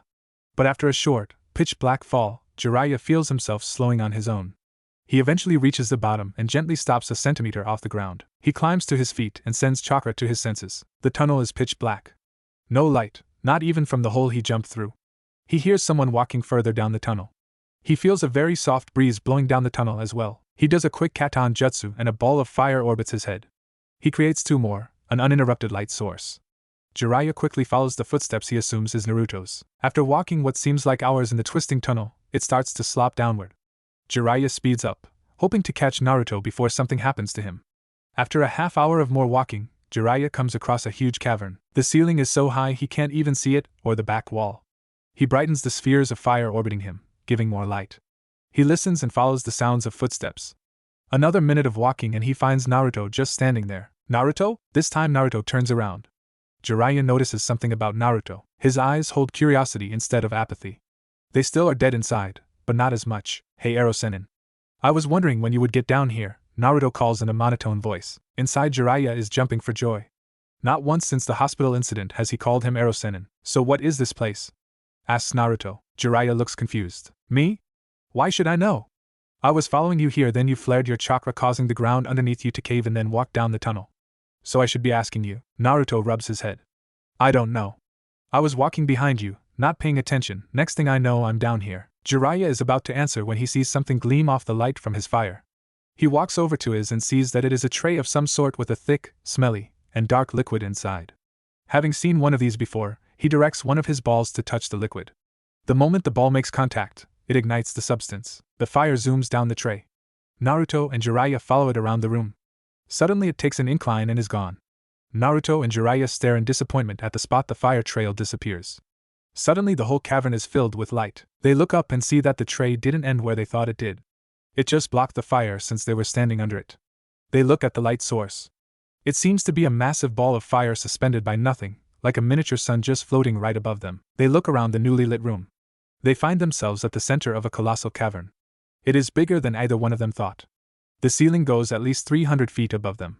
The walls stretch out 200 feet in all directions. At the opposite end of the entrance there is a very big shrine. What in Kami's name is this place? Naruto asks in wonder. I don't know. I didn't even know this place even existed, Jiraiya whispers out in amazement. Just imaging the power someone had to carve this place out. It looks to be perfectly symmetrical and I don't even know what that is above our heads and how it is powered, he thinks, referring to the sun above them. They cautiously approach the shrine. It is a very old building and very ornate. Naruto decides, think the style of the Forbidden City in China. It is very simple, but very regal and practically shouts power and respect. They reach the altar and a tablet bigger than Jiraiya with something written on it. Said Sannin moves forward, completely intrigued and engrossed. Damn. I can't read this. It looks to be a dead language, but the stone looks hundreds of years old. Jiraiya feels a faint power from the stone and, Ye of Uzumaki by name and blood, surrender your hands and be judged. But heed the warning. Should you be judged unworthy, you will experience something far worse than death. Jiraiya looks to the side and sees that it is Naruto who read it. Gaki, did you just read that? Naruto nods his head slowly. I don't know how I'm able to read it, just that I am. I think the stone wants me to put my hand on it. Jiraiya's eyes go wide. What? No. Out of the question. This stone has a power signature to it. There is no telling what it will do to you. Naruto ignores him and stretches out his hand and touches a finger to it. Instantly his entire palm is pulled flush against the stone. Then something happens. Naruto screams in agony. He tries to pull his hand away, but it doesn't even budge. Jiraiya joins in and pulls with him, but no success. They continue to try to pull free when Naruto goes rigid. Jiraiya starts to panic and lets Naruto go and forms a Rasengan and prepares to demolish the stone. Right before Jiraiya slams the Rasengan into the slab when Naruto is released and slumps to the ground in a state of semi-consciousness. He immediately cancels the jutsu and rushes over to Naruto. Jiraiya looks at Naruto's hand. The skin was gone. He watches in amazement as he watches the skin grows back. He looks to the stone, but finds no trace of any blood or skin. Just as Naruto fully regains his senses, voices reach them. They turn to see Tsunade and 2 full squads of Anbu running towards them. Jiraiya, what the hell happened and what is this place and why are you here? I thought you left. She demands. I don't know Haim. What are you doing here? He asks, slightly stunned at her arrival. The entire village felt that chakra surge and I came here ready to do battle. Was that you? And what happened? She asks, concerned. Jiraiya looks to Naruto for a second. Well, first that churka came from the Gaki. He gets a vibe from the Anbu. A badger Anbu steps forward, Tanto drawn. The demon is breaking free. We must kill him now before. The badger masked Anbu falls dead, skewered by another Anbu through the back of his neck. I apologize, Hokage-sama. He was extremely rude and out of line. It will not happen again, the bird-masked Anbu says, clearly a captain, if not in charge after Tsunade of the Anbu. His statement is meant for the other Anbu more than Tsunade, and it is not lost on the other Anbu who shift uncomfortably. As I was saying, we were leaving the area when Naruto just started walking in a different direction. He says he doesn't know what happened. He just stopped right above the hole and flared his chakra. Then the ground caved in and I went in after him and it led us here. I had no idea something like this existed inside the mountain. Anyways, we come across this shrine here and there is something written on it. I couldn't read it, but Naruto did. After that he placed a hand on it and started screaming. I tried to get his hand off, but I couldn't get it off, so I was about to use a Rasengan on it when it let him go.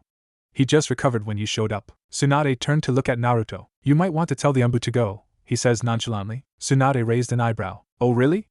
And what makes you say that? Because I have information regarding this place that nobody but the Hokage should know. Obviously you would just tell Jiraiya about it later anyways, so he should stay. But the Umbu shouldn't hear this. Tsunade gives Naruto a calculating look, checking for anything abnormal. After a minute, she can't find any and dismisses the Umbu. Naruto then unsheathes his divine sword and summons Kushina once they are out of sight. Oh, I wasn't expecting to be let out this soon again. Are we going to? She trails off as she takes in her surroundings. No, we're not training right now. Tell me, mother, what do you know of the Uzumaki history? He asks. Kushina looks confused for a second. Not all that much. While I was tasked with the library's survival, I have read very little of it. I do know that the Uzumaki were unnaturally good at Fuinjutsu, and we have a very long lifespan with several clan members reaching 140 before dying of old age. Not much after that. Why? Naruto nods.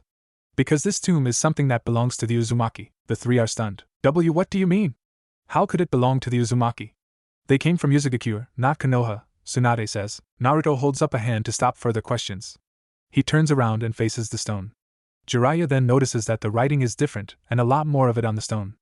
Naruto begins to read. Ye of Uzumaki heritage have been found worthy. Heed this message well and find the other tombs. Before time itself was created, there are 4 gods and goddesses. Asumi, the goddess of creation. Kami, the goddess of life. Shinigami, the god of death. And Kratos, the god of destruction. Asumi was lent the power of the other gods, and thus the universe was born. In that universe is the diamond in the rough, the crowning achievement of Asumi, her greatest creation. Earth. Within this one seemingly insignificant planet lays the most complex and sophisticated ecosystem ever to be created. This truly unique planet houses trillions upon trillions of unique life forms, all living in a perfect cycle of birth, maturity, decline, and death. But her single greatest creation was born. Humans, Kami, or commonly known as Fate, rules over the living, deciding what is to happen and how it happens. Shinigami, also referred to as the Reaper, takes the souls of the dead and places them in hell or heaven. The requirements for either are not known. And lastly, Kratos craves all that is chaotic and destructive. Whether it is simple mindless destruction or the killing or life forms, he desires it. Eventually Kratos' desire to destroy grew, and over eons, his lust for destruction grew to unquenchable amounts. So he set to destroy the very gods and goddesses that built the galaxy. To occupy his time, he detached a piece of himself and flung it down to earth. This fully sentient thing was named the Jubi, destruction and chaos incarnate. He sent Jubi down to earth with simple instructions. Kill, destroy, create mayhem, panic, and despair. For decades, the Jubi rained down destruction on the helpless planet, while Kratos moved on to bigger plans. While the Jubi rained destruction and terror on Earth, the other 3 gods and goddesses confronted Kratos. A massive battle ensued, causing great destruction, nearly destroying the universe itself. Kratos had planned on this, but he was defeated and sealed away for all of time too. To ensure that balance was maintained, Shinigami was tasked with destruction as well as death. As for the Jubi, Asumi had a solution. The Sage of the Six Paths, created by Asumi and chosen by Kami to save the world. This man was dangerously powerful, vehemently peaceful, and near omnipotent. The sage did battle with the Jubi, but found it impossible to kill. But the sage defeated it by sealing it inside himself. However, the sealing of the Jubi had an unexpected result. The Jubi's Metsuki no Kami, Eyes of God, that come directly from Kratos, integrated with the sage's own DNA and became the first dojutsu. When the sage 2 sons, he knew that his full dojutsu was too powerful, to corrupting. So he broke it up, the Sharingan and the Rinnegan. The wielders of the Sharingan later become known as the Uchiha, and the wielders of the Rinnegan are the Uzumaki. The Sharingan will have a limited ability to predict enemy movements and detect, decipher, and copy chakra manipulation. The Rinnegan will have limited control over the 5 main elements, only along with gravity manipulation, and very limited control over the recently deceased. There are tombs of the Sage of the Six Paths scattered around the continent as a failsafe for future generations. These tombs contain power locked away by the Sage of the Six Paths to ensure world safety. One must pass 6 tests to gain all these powers. Each tomb bestows a different power, as well as fully activating the full Metsuki no Kami. The tomb of the monk activates the domination over fire.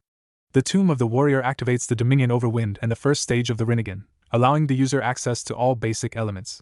The tomb of the healer activates the supremacy over earth and life. The tomb of the priest activates the omnipotence over lightning and injects the DNA for the Sharingan, and activates it to its 3-tomo stage. The Tomb of the Protector activates the sovereignty over water and gravity. And the Tomb of the Goddess finishes with command over Demon Chakra and fully activates the Metsuki no Kami. The tombs will restore, if all 6 challenges are passed, the full dojutsu of the Sage of the 6 Paths. Each tomb will allow full control over an elemental chakra. The 6th and final tomb will allow full control over Bijou or Demon Chakra no matter how much. This is because the Sage was the original Jinchuriki and had full command over the Bijou Chakra. Head across to a place of waves of movable earth, where the sun is harshest and the moon is most unforgiving. Look for what no man can live without. Look underneath the underneath to find the wind. The entire time, the 3 of them are silent, listening. It was a little difficult since Naruto's voice never changed pitch, never showed any interest, so this is quite the development. Tsunade asks, clearly still shocked about the whole thing. Naruto shakes his head. That it is. I would have never imagined that I am a descendant of the Sage of 6 Paths. Jiraiya tilts his head in confusion. So if this place was built by the Sage of the 6 Paths and if what it said is true, then do you have control over fire? Naruto nods his head. Not only did I gain power over the elements, but the stone also contains memories of the Sage's personal fire techniques. Take this for example. He points to the giant ball of fire. That is a jutsu called Seijin, Tengaku no Kari, Sage style, Heaven's Light. It produces light and heat, but it doesn't burn or produce smoke. I can manipulate fire too. To make a point, Naruto holds out his hand and reaches for the fire in the sphere floating in the air. A trail of fire makes its way from the ball and wraps itself around Naruto's arm, not burning a single hair or piece of clothing, but they have a feeling that it is not due to the armor. In a sudden movement, Naruto opens his hand and swings his arm to the side. Seijin, Baino no Narakunosoko, he says coolly. Sage style, flames of the abyss. The flames jump from his hand and whip entirely made of fire coils itself around his arm. With a flick of his wrist, he sends the fire whip and cracks it on the ground, making a 2-foot cut in the ground. The 3 Kage-level shinobi stare wide-eyed at the display of power. He didn't make a hand sign, mold chakra, or even use any chakra at all from what they can tell. He manipulated the fire without using any conventional means. That is only one thing I can do now without more practice and chakra control. He changes the whip to a sword and shield, then to a staff, and finally to a giant lake. I have absolute control over fire. While I can't freely create fire without using chakra, I don't use any to manipulate it. Kushina's eyes froze in confusion. Sochi-san, if you knew this, why ask the question about the clan? Because I wanted to know if any others unlocked the Rinnegan, he answers with a shrug. Well, I don't know. The Rinnegan is supposed to be an extremely rare dojutsu. Only a few in history have been recorded to have it. If it really does reside in the Uzumaki blood, then why would so few activate? She muses more to herself than to the others. I guess it's because the sage didn't want to attract attention to the clan. If it was known that the Rinnegan resided with the Uzumaki, the clan would constantly be under attack or bombarded with requests to marry or just straight-up proposition. Plus it would lead to an Uchiha-sized ego, Jiraiya comments. What about that last part? It obviously is a clue to the next tomb. Anybody have any ideas? Tsunade asks. There is silence while everyone thinks about the riddle. When nobody answers, Tsunade turns to Naruto. We can think about this later. Right now we should probably get out of here before the Umbu start to wonder about what is taking us so long. Naruto, I want to go to the hospital with me just to check and see if you are alright. I will not take no for an answer. There is no telling what this stone did to you. Naruto sighs. There is no point in arguing as Tsunade would just knock him out and carry him. Fine, but make it quick. I don't want to be in this village any more than I have to be. Tsunade recoils at this.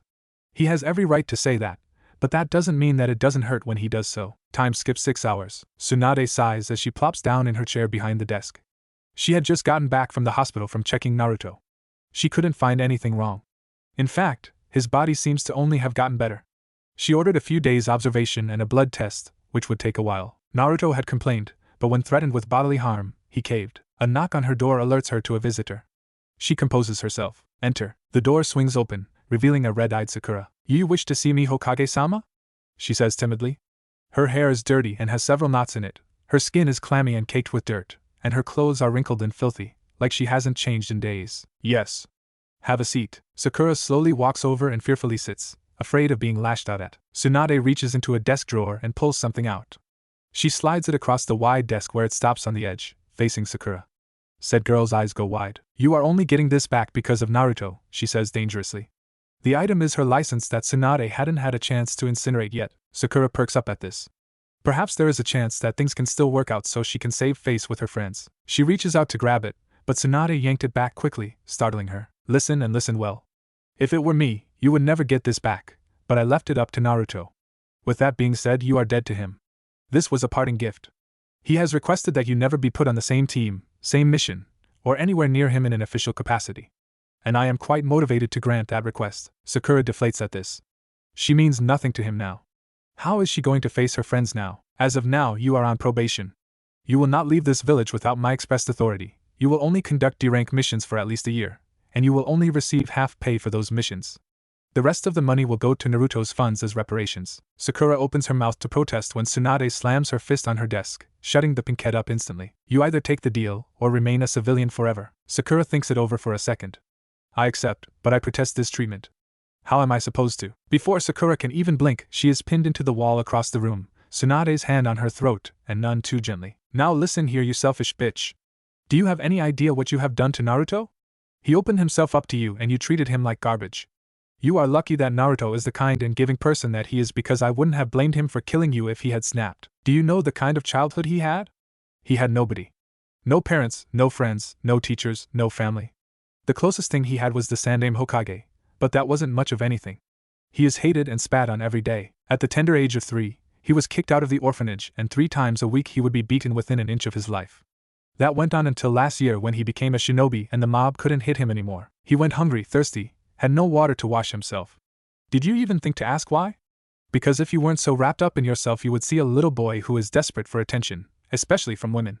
He has more issues that I can count, and you just added half a dozen. So before you start thinking that you don't deserve your punishment, remember this.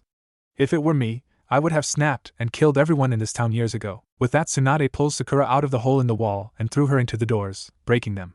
She looks at the destruction that she caused and feels better. Shizen rushes into the room after making sure that Sakura is alive. Tsunade-sama, what did you do? She demands, like a mother getting ready to scold her child, giving her a lesson in reality. Oh, toss this on her when you walk past. I have work to do. Tsunade tosses Sakura's license before turning back to her paperwork, stunning Shizen speechless. Time skip 2 days. Naruto and Jiraiya set out, for the second time, on their 3-year training mission, as it was officially deemed. They had stopped by Tsunade's office to tell her they were leaving. They tried to ignore the hole in the wall in the shape of a person, but not very well. When asked, she said that she had dealt with a nuisance, and wouldn't say anything else about it.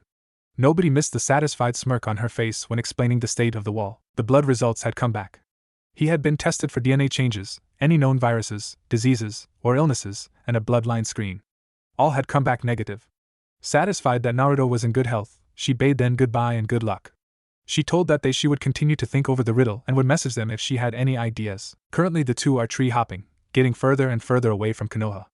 Naruto feels that every step, every foot away from that village, his feels lighter, more cheerful, or as cheerful as one can get while being extremely apathetic. They stop a few hours later in a small village and grab something to eat. Alright Gaki.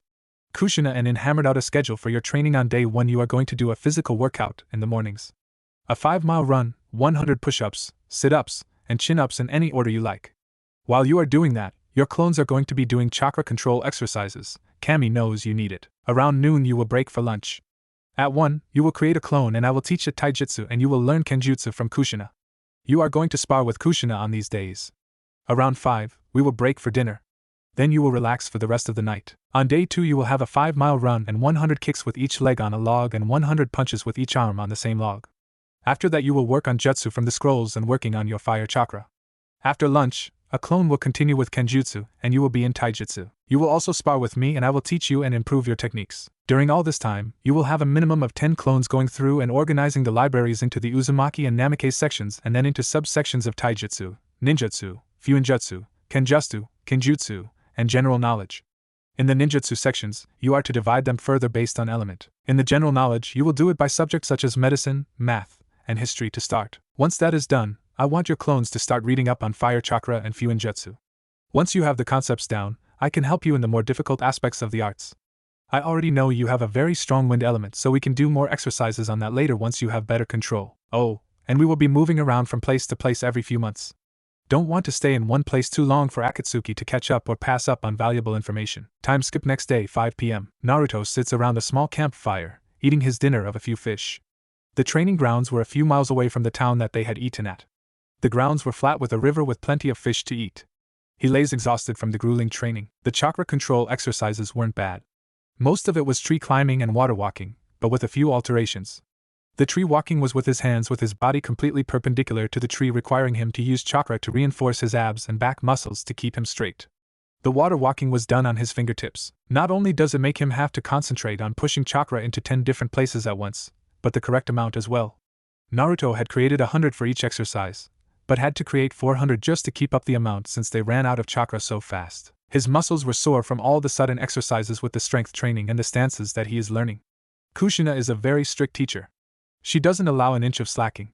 She would hit the parts of his body that were slouching, in the wrong place, or if he was doing a stance or a grip wrong with a stick she found. If it wasn't for his healing factor, then he would be far worse off with hundreds of bruises from her stick. He had no idea how Jiraiya will train, but he hopes that it isn't so violent. But even if he isn't, it isn't going to be fun. Since clones can't transfer muscle memory or muscle mass, he has to do all the hard parts like holding the stances that the clones learn. Every chop of a sword, every second of holding a stance, every ounce of energy had to come from him, otherwise there would be no point. He finishes his meal in silence, and wanders off to stretch before bed. That was one of the things he learned early on with training.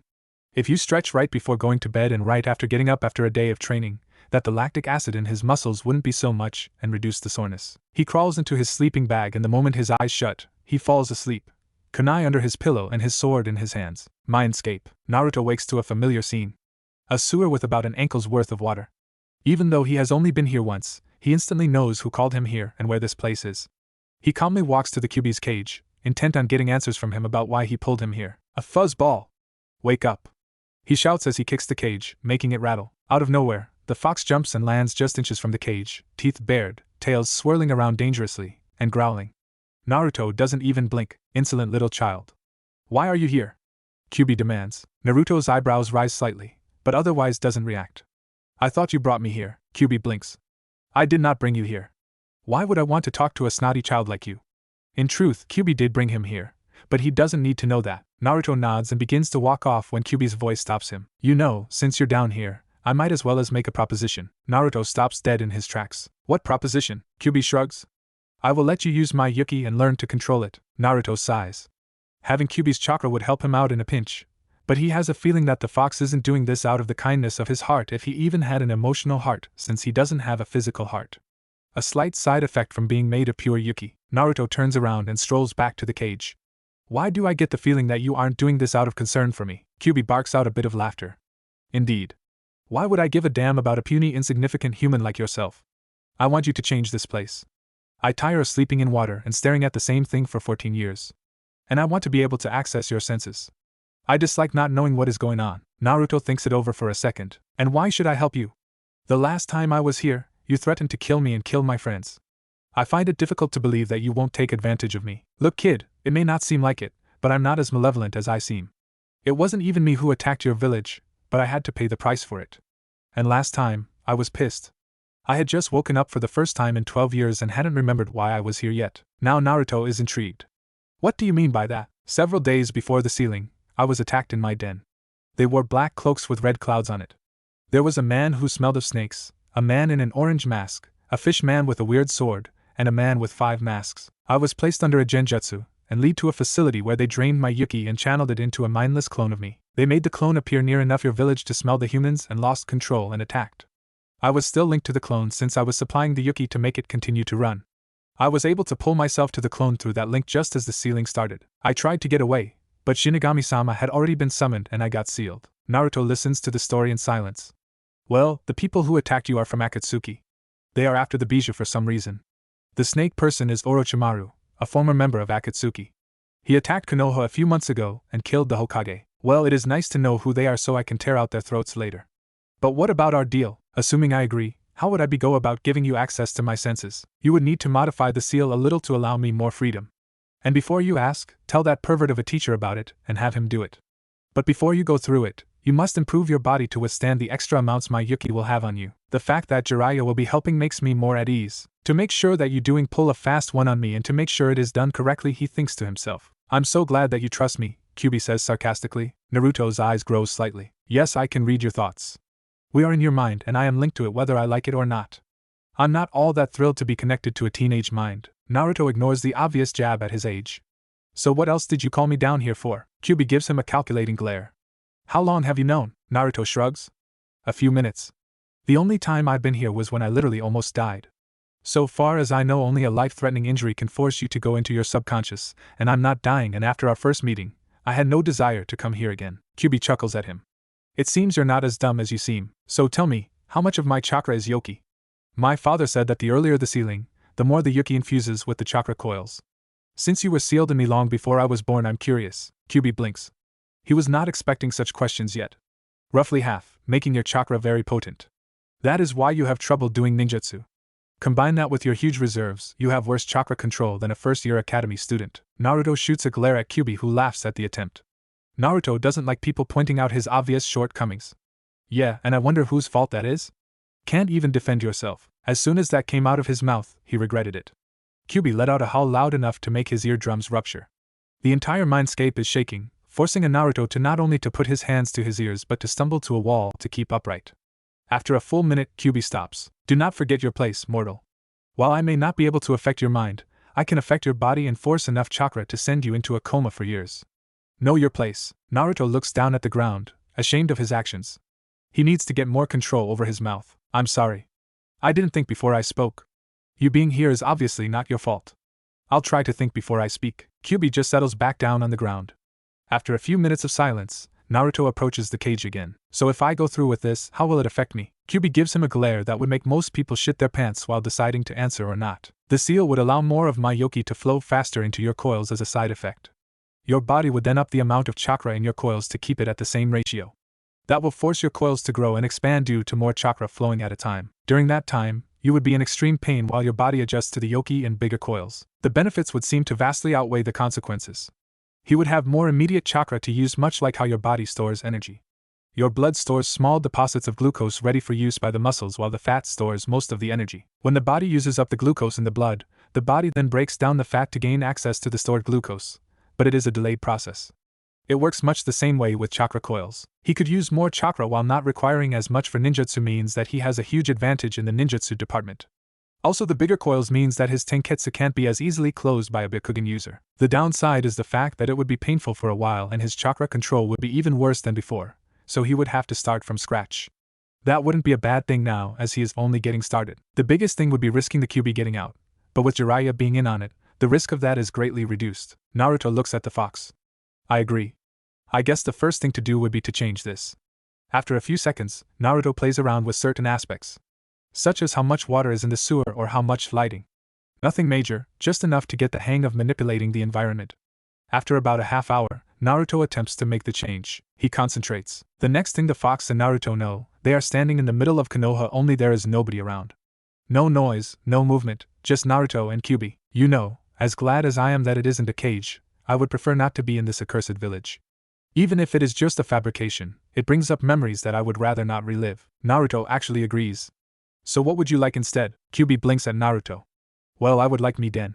It was my home for a century and I feel very comfortable there. Can I? Naruto nods and the scene once more inks away into nothingness, only to reform.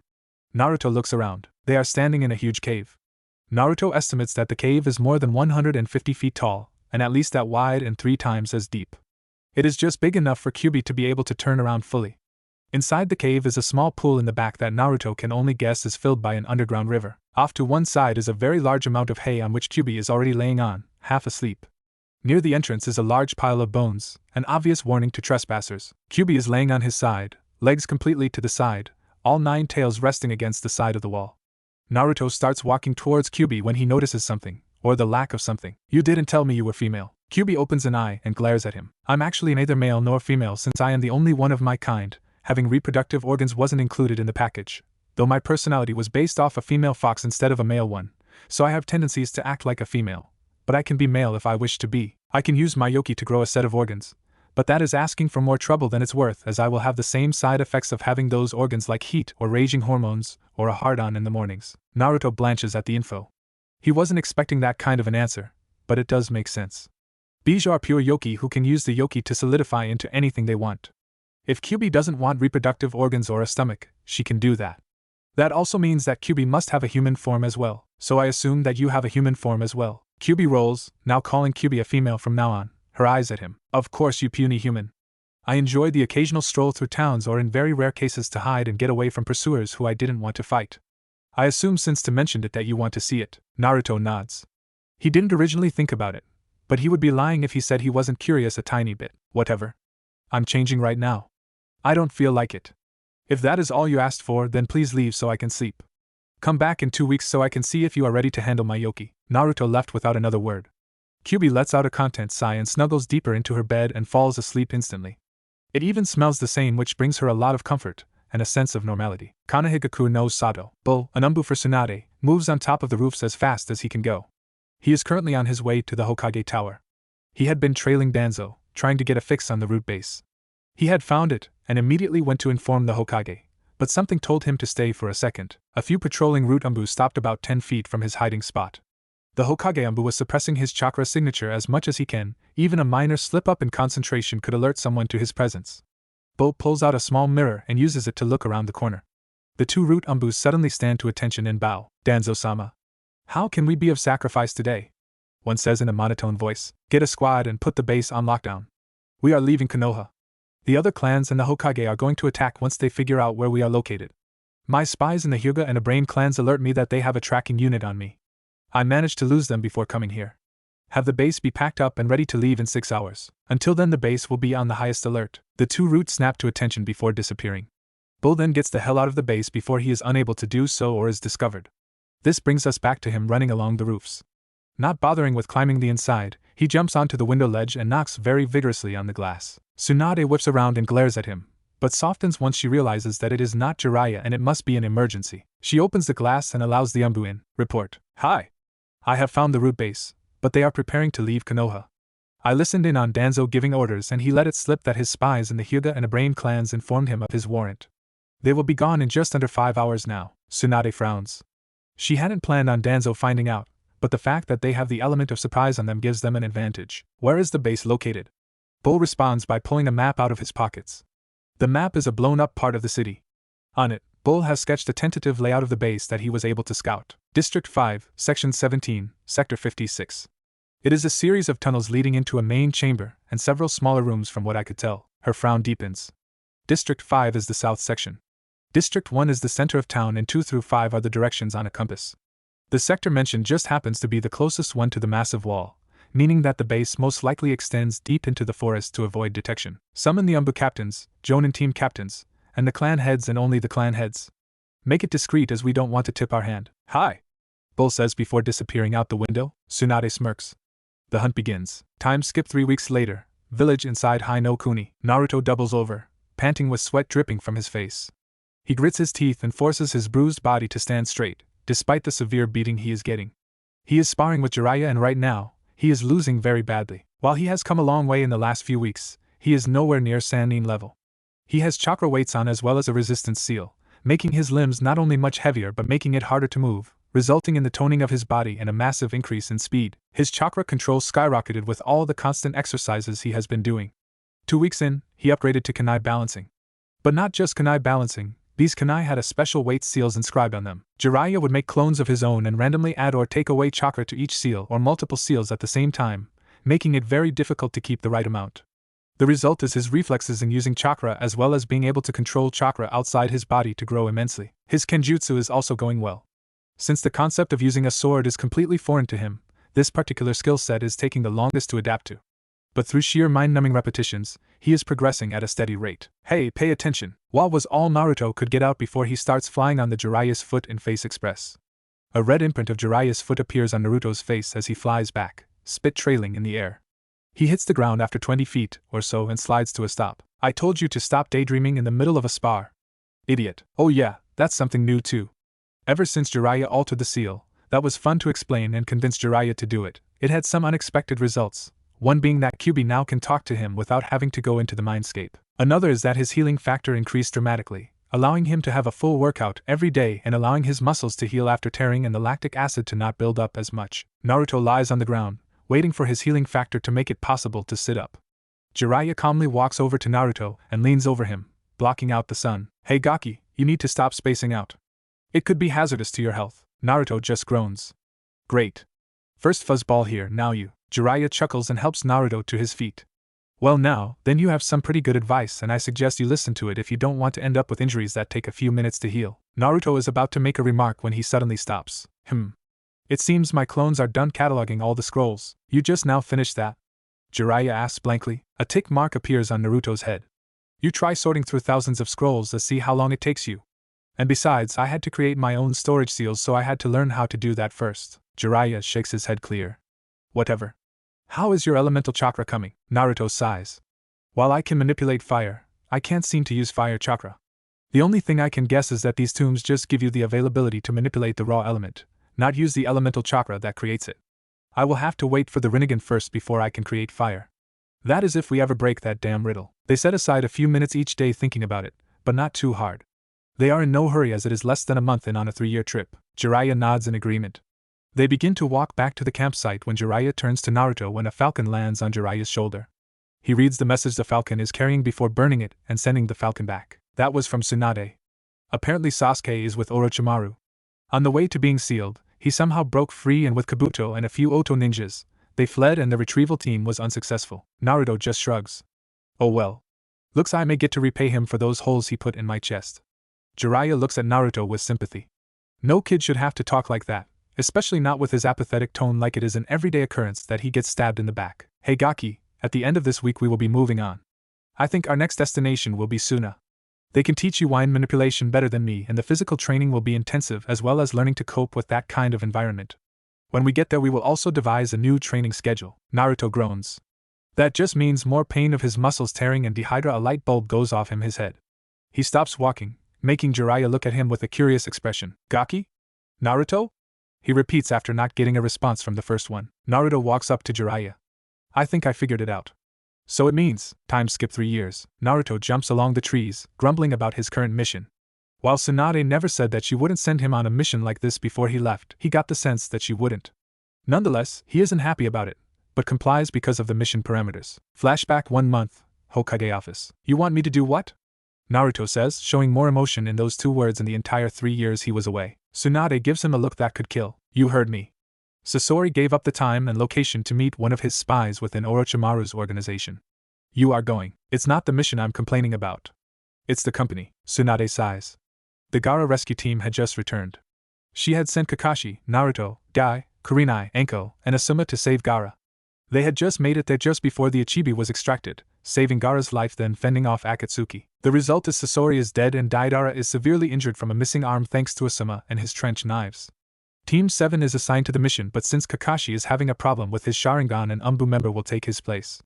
Naruto has no desire to see the girl who caused him so many problems. I know you don't want to go, but your job is just to shadow and provide backup if things get out of hand. And even if they do, with your mask nobody will recognize you. Once you obtain the information, return with Team 7 for debriefing. She does have a point. Nobody will recognize me, and with my several growth spurts thanks to the foxes and my techniques that technically don't exist anymore, things will be tolerable. Fine, but you owe me. Naruto looks out her window over the hell of a village that he somehow still wants to protect. Tsunade smiles. Good. You leave in 1 week. Just stick to the shadows and hopefully you will not have to make yourself known. But Murphy's Law always bites the ass at the worst possible times. End flashback. Naruto feels the group ahead stop.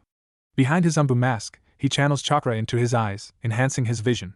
Since his induction into Umbu upon returning to Konoha almost 2 months ago, he wears the standard Umbu gear, but with his divine sword strapped to his waist. His mask is that of an owl. He wanted a fox, but Tsunade thought that was too obvious. Underneath that though, he still has on his clan armor that he always wears wherever he goes, even if he is in Konoha. Team 7 stops at a very long bridge to discuss what is going to happen. Using his chakra-enhanced senses, he listens in on the briefing. So Tenzo or Yamato is going to create a wooden puppet and masquerade as Sasori and hopefully get the information. Team 7 replaced him with a kid named Sai, an ex-member of Root. He was captured during the raid, but unfortunately, Danzo himself got away by sacrificing all of his Root members to stall and give him time to get away. The seal on his tongue was removed, allowing him free speech, and his emotionless facade is starting to come down. The other new member is someone who graduated a year after them. His name is Fugaki Hidotake, Fujiki Hitataka. He replaces Sasuke on the team. He is from a civilian home and is more like Rock Lee, being a halfway genius of hard work. An hour later, Naruto is watching over the mixture of Genin and Shunin, waiting for something to happen. Then a person starts across the bridge and stops in the middle of it. Naruto narrows his eyes at the person he recognizes as Kabuto. Yamato waits about 10 minutes before going out in his disguise. Naruto can barely make out the conversation over the long distance, but he hears it in case something happens to Yamato, and is unable to retell the information. That's when the shit hits the fan. The snake bastard himself appears and Yamato gets the top of his puppet slashed off by a chakra scalpel. Almost instantly, The lower-ranked team members run to Yamato to back him up. Naruto curses. This isn't going to end well. None of them are going to be able to even hold off Orochimaru, making Naruto break his cover. Naruto disappears in a shunshin and appears between the two groups, surprising the Konoha team. Who are you? Yamato asks cautiously. I am Owl, Kanahigakurambu, Naruto replies. Owl, I've never heard of Owl. Comments Yamato. I am a new addition. Hokage-sama sent me as backup in case things got out of hand. I will hold them off. Retreat across the bridge, Naruto says in his monotone voice of the past 3 years. What? You can't fight against the Sannin by yourself. You'll get yourself killed, yells Sakura. Naruto tries not to wince at her scream, but isn't successful. Please do as I ask. I am the only one here capable of doing this, Naruto says as he frees his hands. He flies through a few hand signs. Anetsusiai, Enko no Ryujin. Thermal release, Flames of the Dragon King. A white flame shoots out of his mouth at astounding speeds. It covers the entire width of the 20 feet that make up the width of the bridge and 4 times as long. This flame forces Kabuto and Orochimaru to shunshin back to the end of the bridge. Naruto is about to follow them when Yamato puts a hand on his shoulder. I will go with you. As an Umbu myself, I am curious to know what you can do. I also want to help you so you don't have to fight a 2-on-1. Naruto rolls it over in his head for a while. Alright Tenzo, but Orochimaru is mine as I am the closest to him in abilities if not equal. Naruto jumps off after them while Yamato tells Team 7 to stay on the far side of the bridge before jumping after Owl. Owl runs through some hand signs, not that he needs to, but to hide his true abilities, and channels his chakra. Futon, Kami Oroshur. Wind release, Godly wind from the mountain. A blast of wind pummels Orochimaru and Kabuto, but it is far stronger than either anticipated and both are flung back with Naruto chasing the snake himself. Orochimaru hits the ground and regains his composure, and feels someone heading towards him. He recognizes it as the Umbu and he obviously is no ordinary shinobi to use a sub-element like that and does a few hand signs. Kuchios no Jutsu. Summoning technique. A 10-story purple snake appears with Orochimaru on his head. You better have my sacrifices or I'm leaving. Manda hisses. Just then Naruto enters the clearing created by Manda. Naruto takes one look at the boss summons and knows that to fight both of them at the same time is pressing his luck, so he decides to level the playing field. He pulls back his sleeve, revealing the upper part of the gauntlet, and smears blood from his recently bit thumb on a seal. Kuchios no Jutsu, he says. An enormous puff of smoke reveals a dragon about 3/4 the size of Manda. Its scales are pale blue with 4 legs and large leathery wings protruding from its back. Think Western-style dragon, not an Asian. Naruto stands on its head, staring down Orochimaru. For what purpose have I been summoned? Booms the dragon. I thought you might like a snack, Hitomi-sama. That's Manda, the snake boss summons. And on top of him is Orochimaru, biggest pedophile in the elemental nations. Oh, did I mention that he likes male children? Now Hitomi is a mother of several generations, meaning that motherly instincts are very strong. This gets her blood boiling. Smoke unconsciously pours from her snout as she bares her fangs at the duo. Come hatchling. We have someone to kill. She beats her wings with tremendous force and they become airborne. She takes a diving swipe at Orochimaru. Manda, not wanting to die, moves out of the way. He hisses angrily at Orochimaru. What the hell? You summoned me to a fight with the Dragon Clan? I will require 200 more sacrifices for this and pray that I don't kill you myself. Meanwhile, Hitomi is circling around for another strafe. Hitomi-sama, give me some fire. With pleasure. Hitomi takes in a deep breath and breathes out a flood of fire, much larger than any human can ever hope of making. Not bothering with the hand signs this time, Naruto channels his chakra. Futon, Astagai. Wind release, pressure damage. A huge tornado erupts right in front of Flames, turning it from a tornado to a fire cyclone as Naruto directs the attack right at Manda and Orochimaru. After a full minute of the attack, Hitomi and Naruto let the attack die down. Where the cyclone was is just a large patch of burnt and charred land. Hitomi lands on the ground and Naruto hops off. As soon as Naruto touches the ground, Manda bursts from the ground and coils himself around Hitomi. She lets out a roar and Manda sinks his teeth into her from an angle that her scales don't protect from. Naruto watches in horror as she shakes Manda off, but the damage had already been done. Hitomi-sama! Naruto shouts. Kukukuku. Did you really think that it would be so easy to beat me? Naruto turns to see Orochimaru walking calmly towards him. Another roar out of Hitomi forces Naruto to look back. Somehow Hitomi had turned in Manda's vice grip and is proceeding to scratch, burn, and bite at Manda's head. Manda rears back and bites her neck. In a giant puff of smoke, she disappears. It seems that your boss summons is not as powerful as mine. Naruto smirk. Hitomi isn't the boss summons. I just summoned her because she hates perverts and especially pedophiles. I just hope she is okay. Let's see how you fare against Hiromi. Naruto bites his thumb again and smears it again on the seal. Kuchios no Jutsu. This time when the smoke clears, a dragon 2 stories taller than Manda appears. Naruto, Even on top of the colossal beast can see Orochimaru's eyes bug out. Hiromi has the same style body as Hitomi, only she is solid gold with wings that could span across half of Konoha. Her fierce amethyst eyes glare at Manda. Her snout is long and has several sharp spikes underneath her chin. Naruto-sama, am I to assume that these are the people that injured Hitomi? A feminine voice says softly as to not make Naruto deaf. Yeah. How is she, by the way? She is in intensive care. We managed to get most of the poison out of her system, but she won't be able to move for a while. Naruto lets out a sigh of relief. That's good. Now if you take care of Manda over there, I can handle Orochi team. Very well, Naruto-sama. When this is over, make sure to summon me later.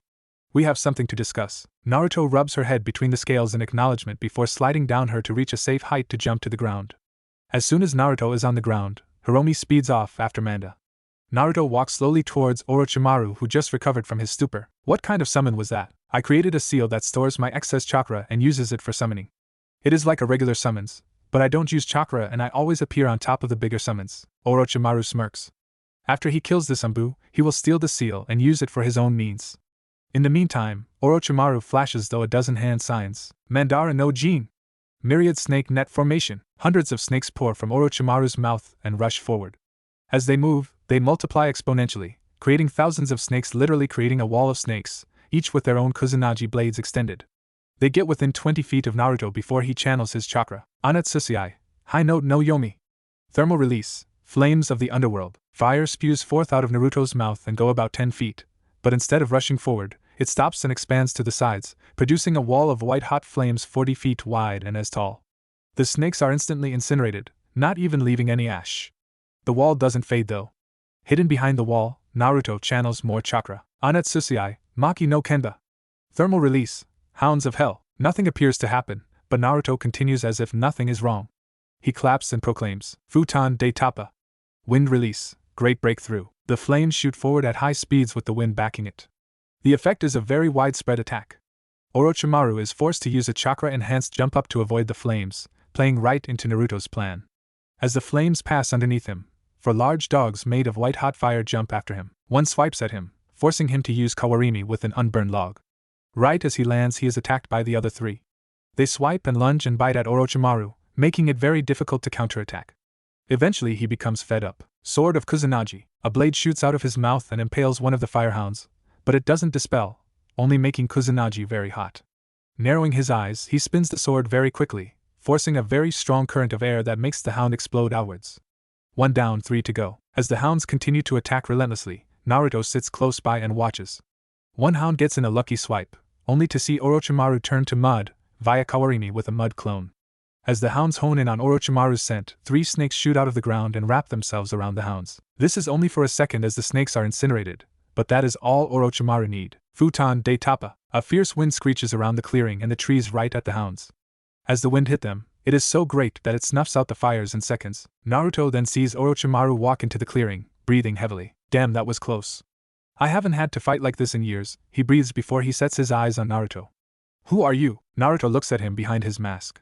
Someone you shouldn't cross. As that exact second, Manda slams down into the ground, creating a huge impact crater. Not a second later, Hiromi slams down on top of him, creating an even bigger crater.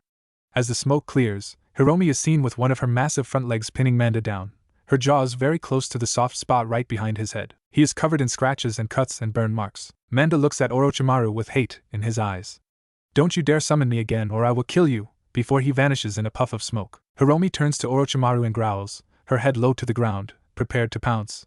She lets out a very deep and low growl that makes the earth tremble. I suggest you retreat, Orochi team, or you won't leave this clearing alive, Naruto says impassively behind his mask as he walks up beside Hiromi.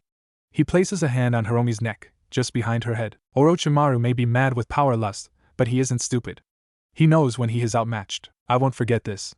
Your days are numbered, he hisses out, clearly pissed before shins away. Naruto walks in front of Hiromi and scratches her nose. Thanks for the help. I would have had a hard time taking both of them by myself. Hiromi lays her head on the ground, allowing him to continue his scratching, as it is the closest she can get to looking him in the eyes at his level. No problem. That's what I'm here for. I must say that I enjoy turning that snake into a wallet. I'll make one for Hitomi. She raises her tail and shows a large piece of snake skin laying on it as a trophy. Right, well, I'm off. No telling how much time the mission will take before I get back to somewhere I can summon you. I'll see you later, Hiromi-sama, he says with a low bow. Take care of yourself. With that, she disappears back to the summons realm, visiting Hitomi to give her the snake skin. He walks back to the bridge and finds Yamato being treated by Sakura.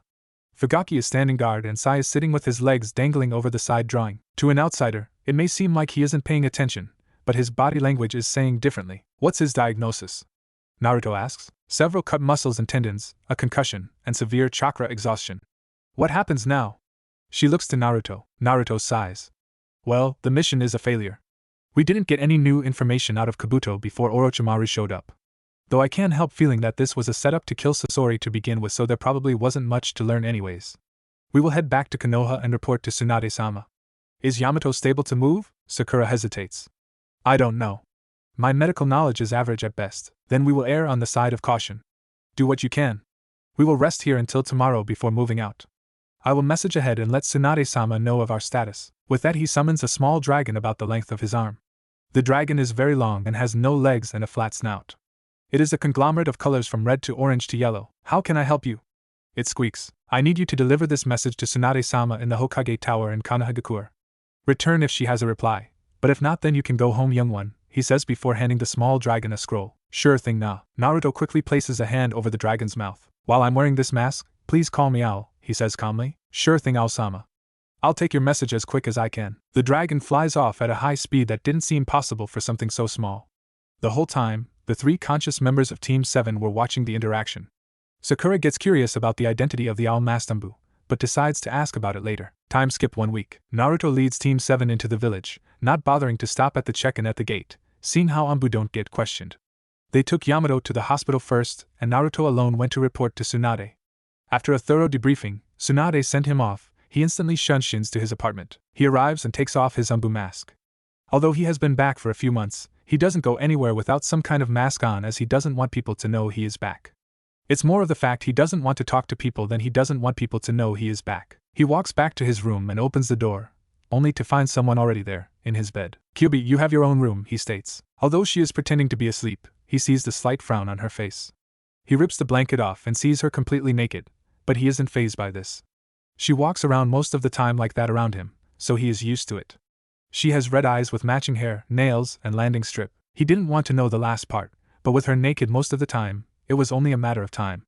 She has very long, slim legs and delicate skin. But Foxy-kun, I like yours, she whines. Ever since he and Jiraiya found a way to release her safely a year and a half ago, she has been trying to get him to sleep with her for an unknown reason.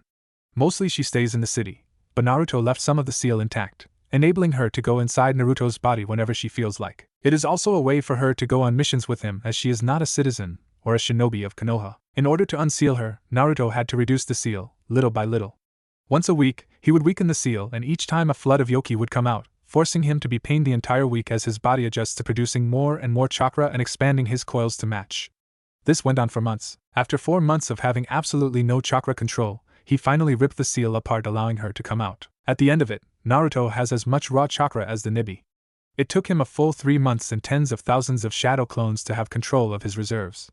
Even now he doesn't have full control, but with an almost never-ending supply, that really isn't much of a problem. His chakra coils hold as much as a normal Jonin has total. Not even a Hyuga can close his Tenketsu. One of the most interesting things though is that after Kyubi was free of the seal, Naruto's body began producing yoki her absence in the same quantities to keep the ratio right. Kyubi then explained how because he was only a few months along as a fetus, the sealing forced a genetic change, making Naruto a half-demon. It was only until now that Kyubi is no longer providing the yoki that his body made use of the genetic changes. He would stop aging at 21 and can use yoki without recourse. Of course, not all the changes were because he is half-demon. Because of the malnutrition on his early years, his growth was stunted. Kyubi rectified this by forcing Naruto's body through months of constant growth to make up for lost time. He is now 16 and 6 feet 2 inches. Naruto folds the comforter and starts to take off his Anbu gear. Kyubi, seeing him completely ignore her, frowns even more. She sits up and hugs him from behind, her massive assets pushing into his back. Come on, Foxy. Why won't you pay attention to me? I've tried everything I can think of. Is there no way to break you out of your shell? Not once has Naruto broken or even talked much about himself, though not from lack of trying. Twice a week she would pull Naruto into his mind and try to get him to talk to him, but that wouldn't work. Kushina would try to get to know him, but he mostly ignored her outside of training. Jiraiya had tried the hardest. He tried physical exhaustion, mental exhaustion, emotional stimulation, everything he can think of, and nothing worked. Please get dressed. Naruto pulled out of her grip and undressed and got in the shower. Kyubi stands there, not moving from her spot. A single tear rolls down her face. I'm sorry, Naruto. It's because of my presence that you are so hurt. I swear I'll get that pink bitch back for making you like this. Just then an Umbu knocks at the front door. He storms in without it being let in and goes right to Naruto's room. Kyubi had just enough time to use her yoki to make herself decent before the horse Umbu appears in his room. He turns to Kyubi. Uzumaki Naruto is summoned immediately to the council chambers. I am to escort him there now, even if I have to drag him, he says to her with a condescending voice. The Umbu tries to make his way past her to drag Naruto out of the shower when Kyubi grabs his hand in a vice grip. Thank you, but we can get there on our own. Now leave before I make you. Horse just scoffs and tries to get out of her grip. But Kyubi doesn't let go. You will let me proceed with my mission or suffer the consequences. When she doesn't let go, he winds up to strike her when she increases the force on her grip, forcing him to the ground. He looks to her eyes and sees them burning with rage. As I told you before, we know where it is. She hoists him up and walks to the door and kicks him out into the street, and just lies there, unmoving. It isn't the force of the impact with the concrete that made him pass out, it was the kick to the balls with Tsunade-like strength that made him succumb to unconsciousness. She walks back to Naruto's room to see him dressed in a gray hoodie, gauntlets, greaves, and Umbu pants. What was that about? He had heard someone in his bedroom, and then Kyubi speak. We have been summoned to the advisory board. The Umbu was about to drag you out of the shower to bring you to the council chambers. I stopped him, and he is now nowhere able to perform his job. Naruto gets a bad feeling about the condition of the Umbu that Kyubi left him in, but lets it go. Kyubi disappears into the seal and Naruto walks out of his apartment, this time a blank Umbu mask on, and sees the Umbu still lying on the concrete. Naruto walks over to him and lifts his mask. On the inside, and Naruto sees something. He goes over and examines the man before picking up the man and carrying him over his shoulder to the council room. When Naruto walks in, he sees the advisory board all looking at him with the Umbu over his shoulder. He tosses the mask to the clan heads after dumping the unconscious man unceremoniously onto the floor near an Umbu. It appears that Danzo is not yet done with Konoha. The board looks concerned about this. They pass around the mask and find the kanji for root inscribed on the inside. He also has a seal on his tongue. If that doesn't prove he is a root, then I don't know what will, Naruto informs the board. He knows about the council purges, as they are called by the shinobi, and knows that Danzo is now a B-rank missing nin. We will deal with this another time.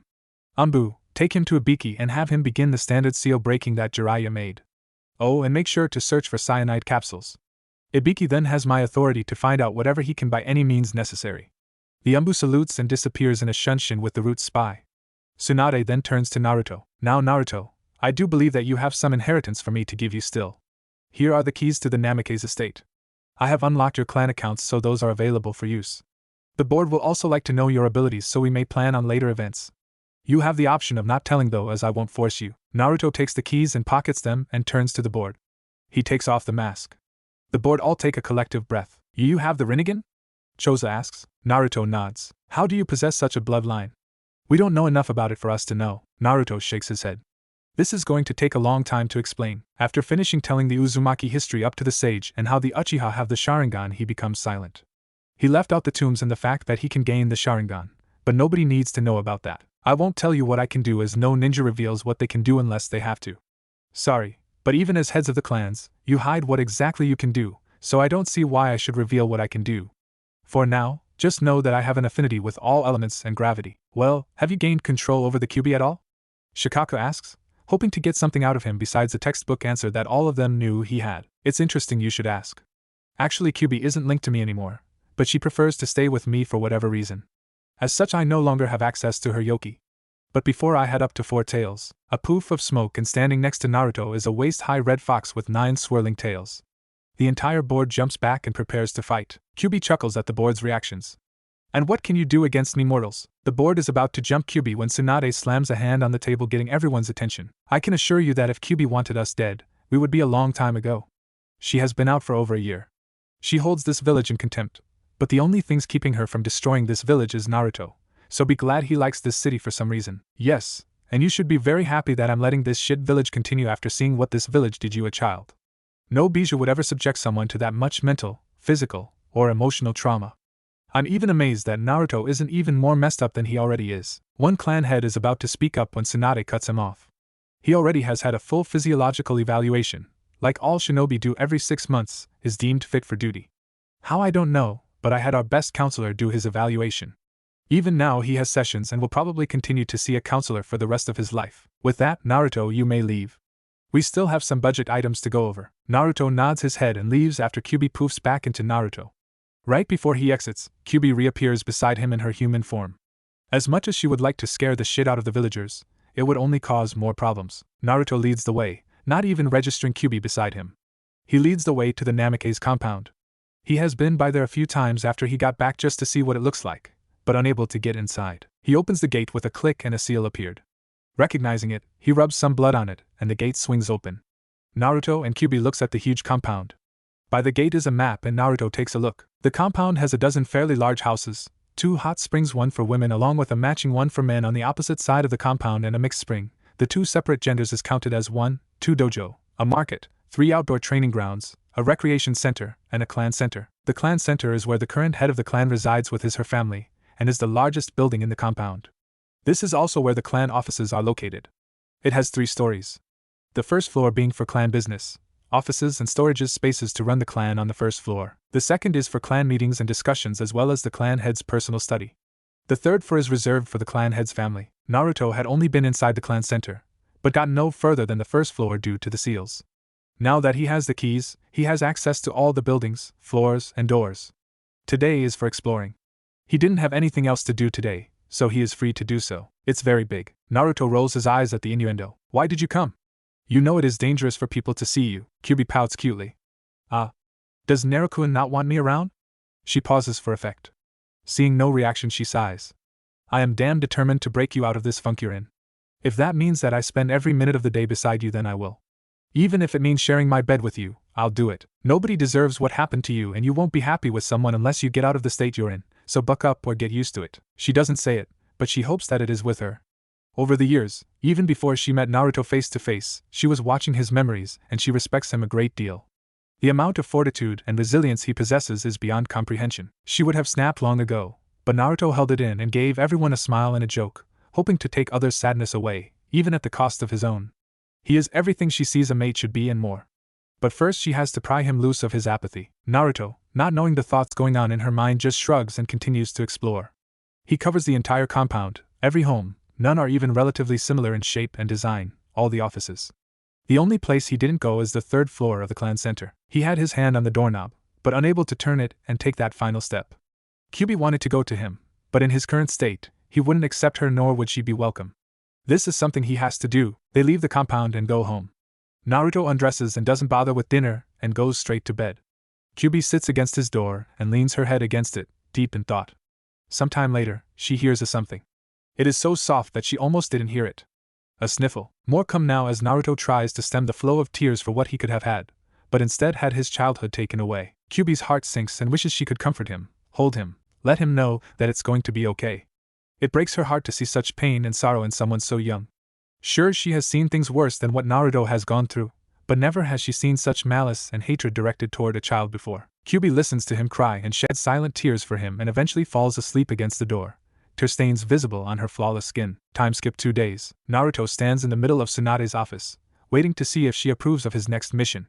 It is a mission to Kirigakure to activate the next sequence of tombs, the Tomb of the Protector. He had just deciphered the message from the last tomb they activated. Tsunade is mulling over letting him go by himself or with a team and having to explain to the new people about him. Naruto recalls the tomb of the warrior in Suna that unlocked his Rinnegan. Flashback 2 years. Jiraiya and Naruto approach the gates of Suna, having just finished trekking across the desert with very little stops.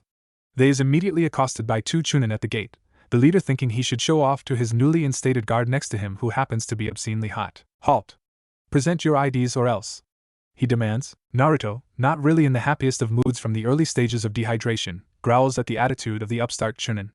Said Chunin hears the growl, but keeps up his tough guy charade, clearly not knowing that not only is Jiraiya a Sannin and way out of his league but that Naruto is a personal friend of the Kazekage. Yeah, and what are you going to do about it, hairpiece? Naruto shoots back. The leader stared blankly at him. He turns red from rage and embarrassment from the jab. He happens to be an older and due to genetics, started losing his hair at an early age and is forced to wear a toupee to cover up his chronic baldness. Now the hottie beside knows it, reducing her opinion of him. Seeing her commander starting to lose his temper, the new Chunin timidly approaches him. Tenzo-senpai, maybe we should just be nice. Now that the old man has her poking at him to let it go, he can't unless he wants to be made a fool of. Glaring at Naruto, he gets directly in his path. Papers or else. Naruto's eyebrow twitches. Moving faster than the Chunin can see, Naruto spins the man around before forming a tiger hand sign. The new Chunin recognizes it and starts to move forward. Watch out, senpai. she shouts, but too late. Konohagakure hidden secret taijutsu technique, 1000 years of death. Naruto plunges his 2 index fingers deep into the man's rectum, making him shoot off at tremendous speeds. Everyone there is shell-shocked that Naruto would use such a technique. This is the scene that Gaara arrives to. It seems that you cause trouble wherever you go. It's good to see you, Naruto. Naruto walks over and takes his ha-wham. Flashback end. Naruto groans as he reverts back to reality, as he slowly gets off the floor with much effort on his part. The chair that was used as a flying projectile lies smashed in a few pieces a few feet from his head and a giant lump on his head, indicating just how hard she threw it. The chair was solid wood, one piece, not a speck of glue on it. Don't go into random flashbacks when I'm talking to you, Tsunade yells. Naruto holds his head as he lifts himself off the floor.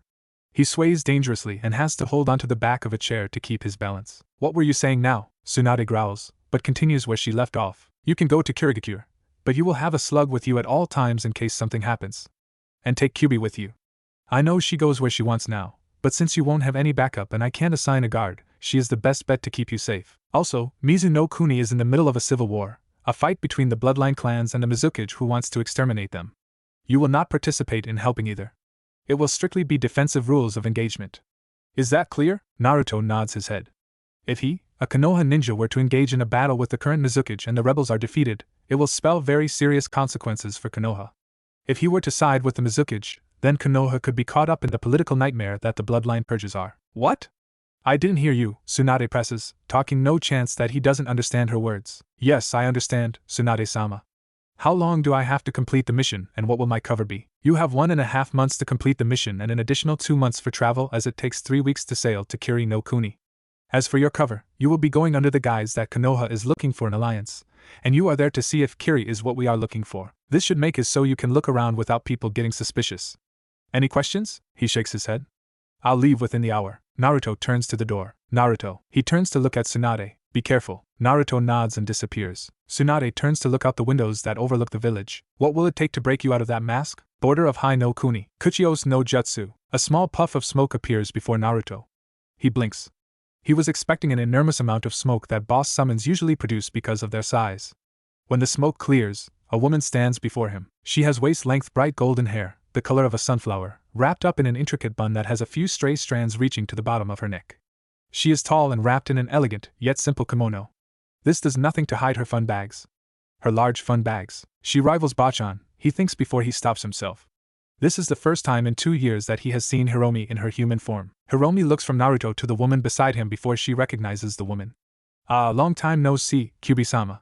It's good to see you again, she grates. Hiromi steps up and hugs Kyubi. The two have known each other for quite a while, and the first time Hiromi was summoned by Naruto she was ecstatic.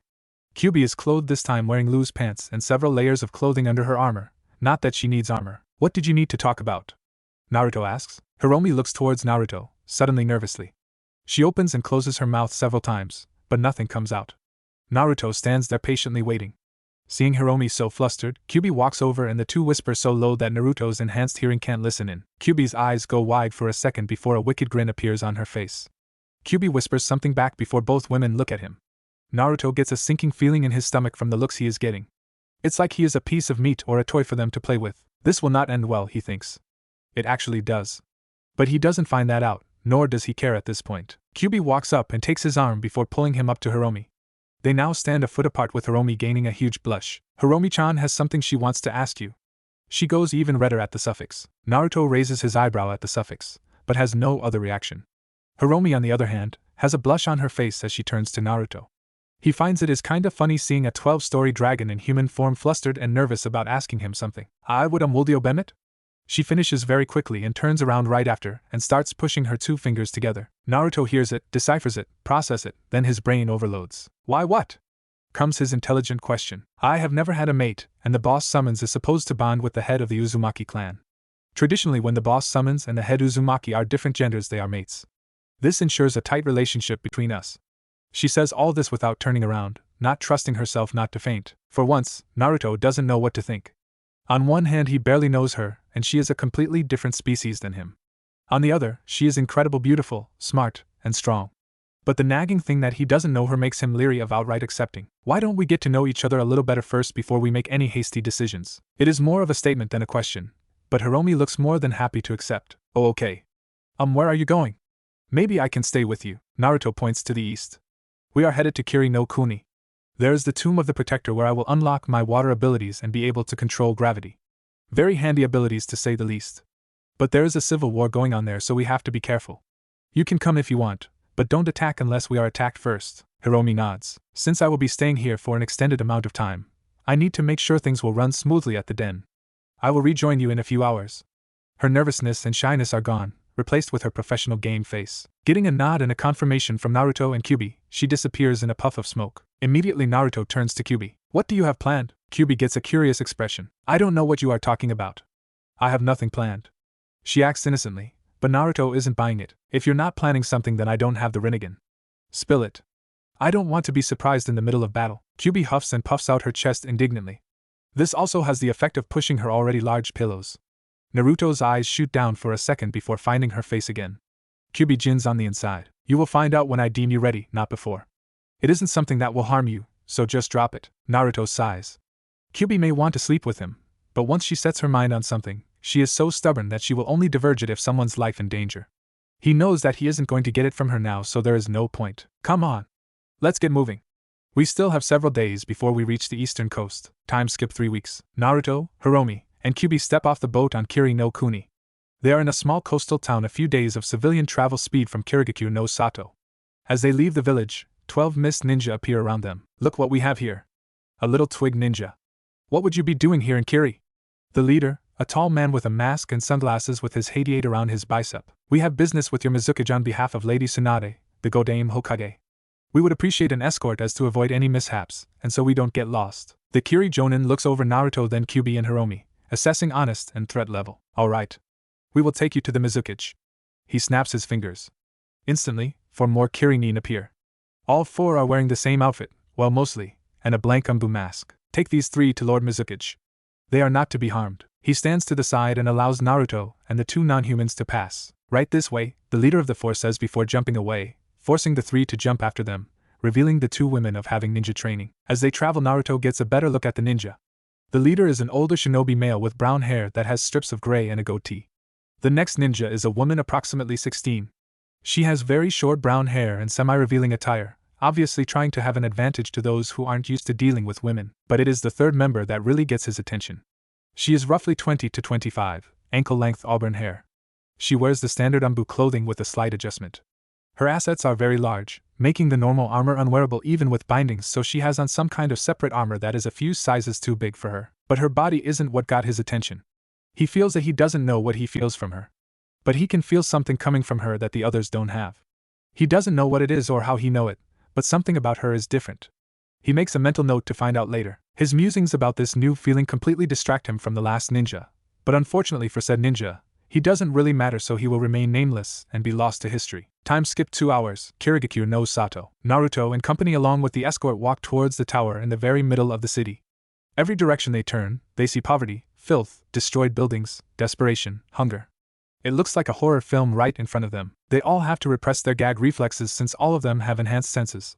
The stench of death and human waste is almost overpowering. Luckily, they walk into the tower, and the smell is replaced by a perfume of some sort that counteracts the vile stench that coats the village.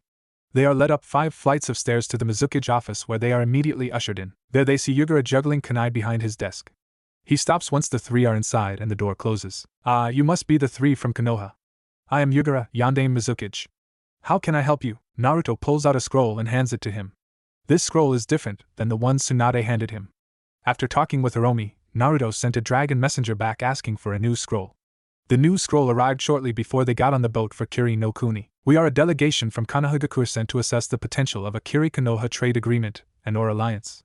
My name is Uzumaki Naruto, and they are Kyu and Hiromi. I am mainly a bodyguard and a leaf shinobi, but I will assess your shinobi, while Kyu and Hiromi are trained to defend themselves, but are civilians and will assess the physical and economic strengths and weaknesses of Kiri. We have been granted a month and a half to survey everything, then we will return home, hopefully with very good things to say, but it may not take that long. During our assessment, we will need access to the surrounding areas of Kirigakure to fully survey the potential of our trade.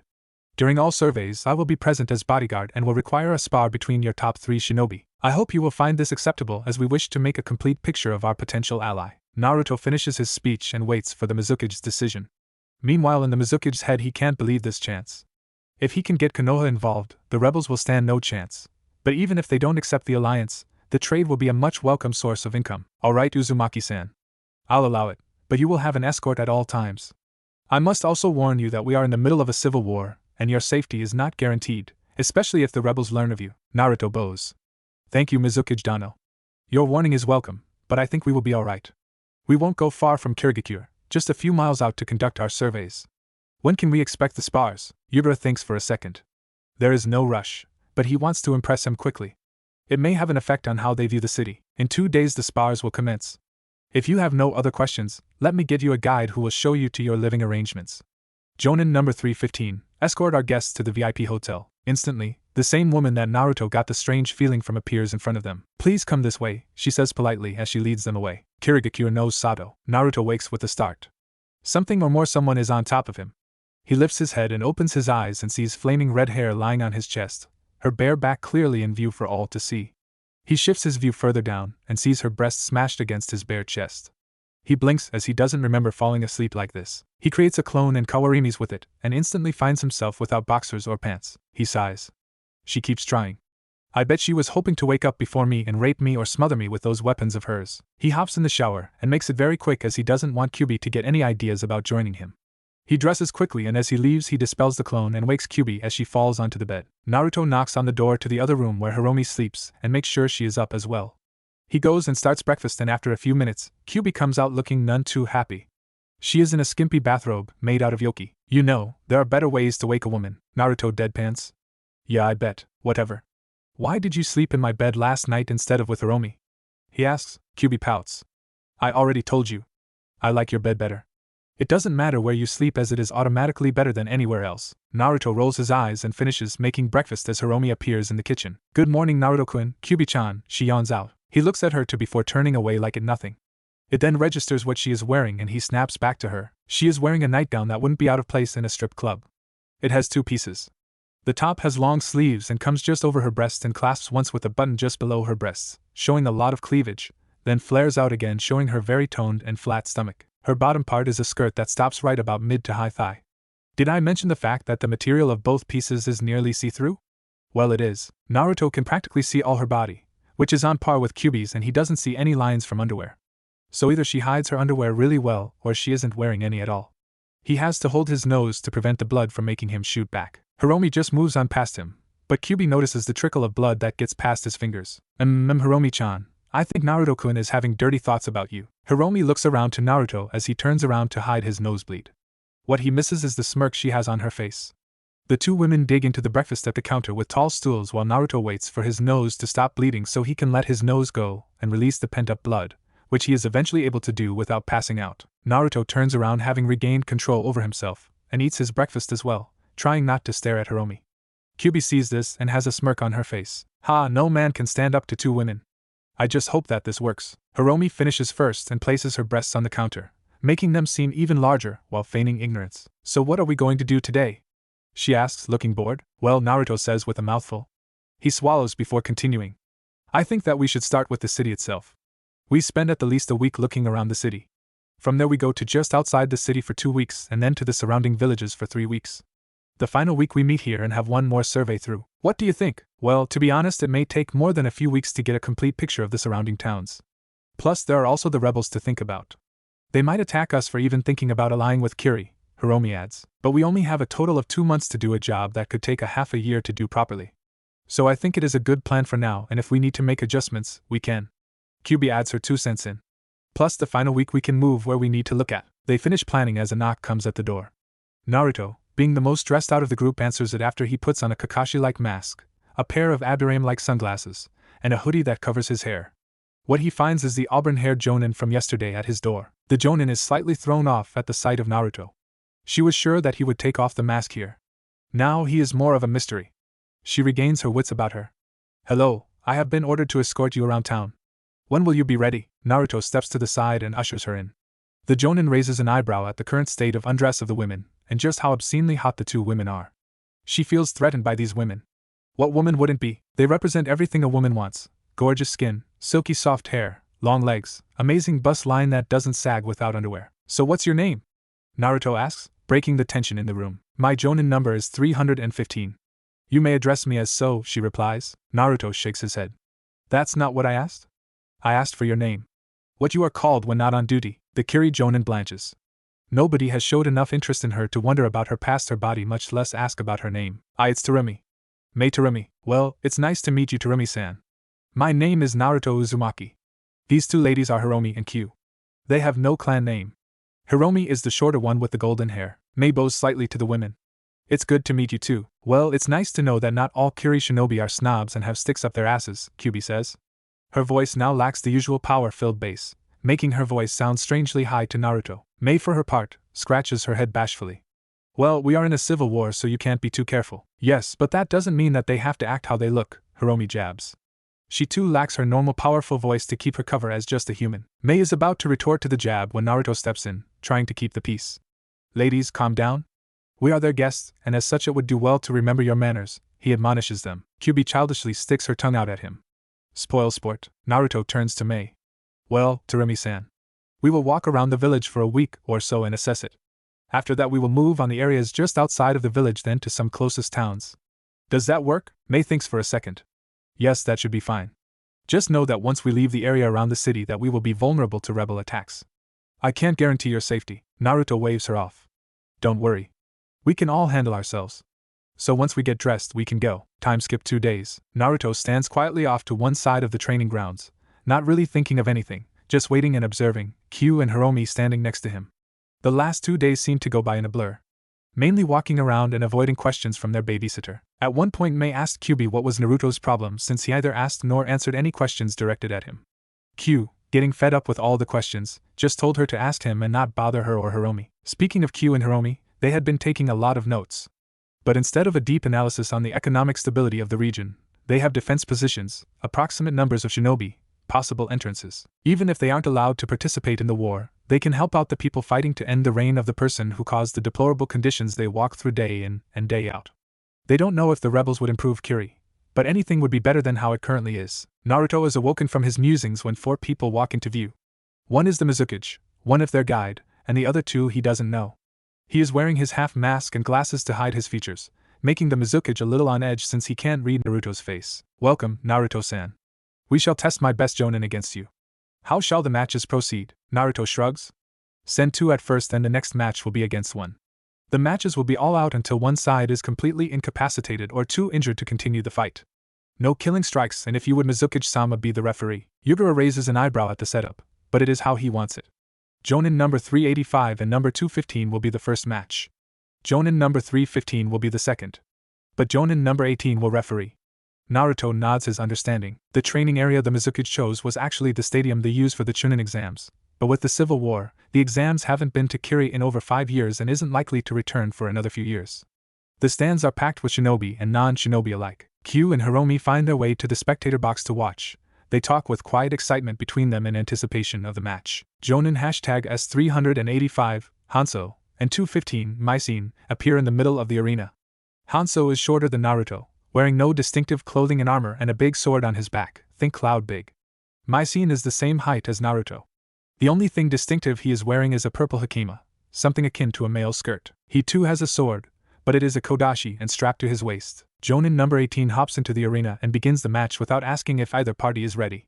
The 2 Jonin rush Naruto, who gracefully twirls out of the way of both swords. He pulls out a pair of kunai and begins deflecting sword strikes. This goes on for 5 minutes and Naruto isn't even breathing hard. Using a blast of wind, channeled through the kunai, he sends them back a few feet and draws his divine relic. This time Naruto attacks. He appears in front of Hanzo and tries to impale him. But Hanzo uses the flat edge of his sword to deflect and tries to stab Naruto himself. However, he wasn't planning on just how agile and strong Naruto is. Naruto stabs his sword deep into the ground, locking them together.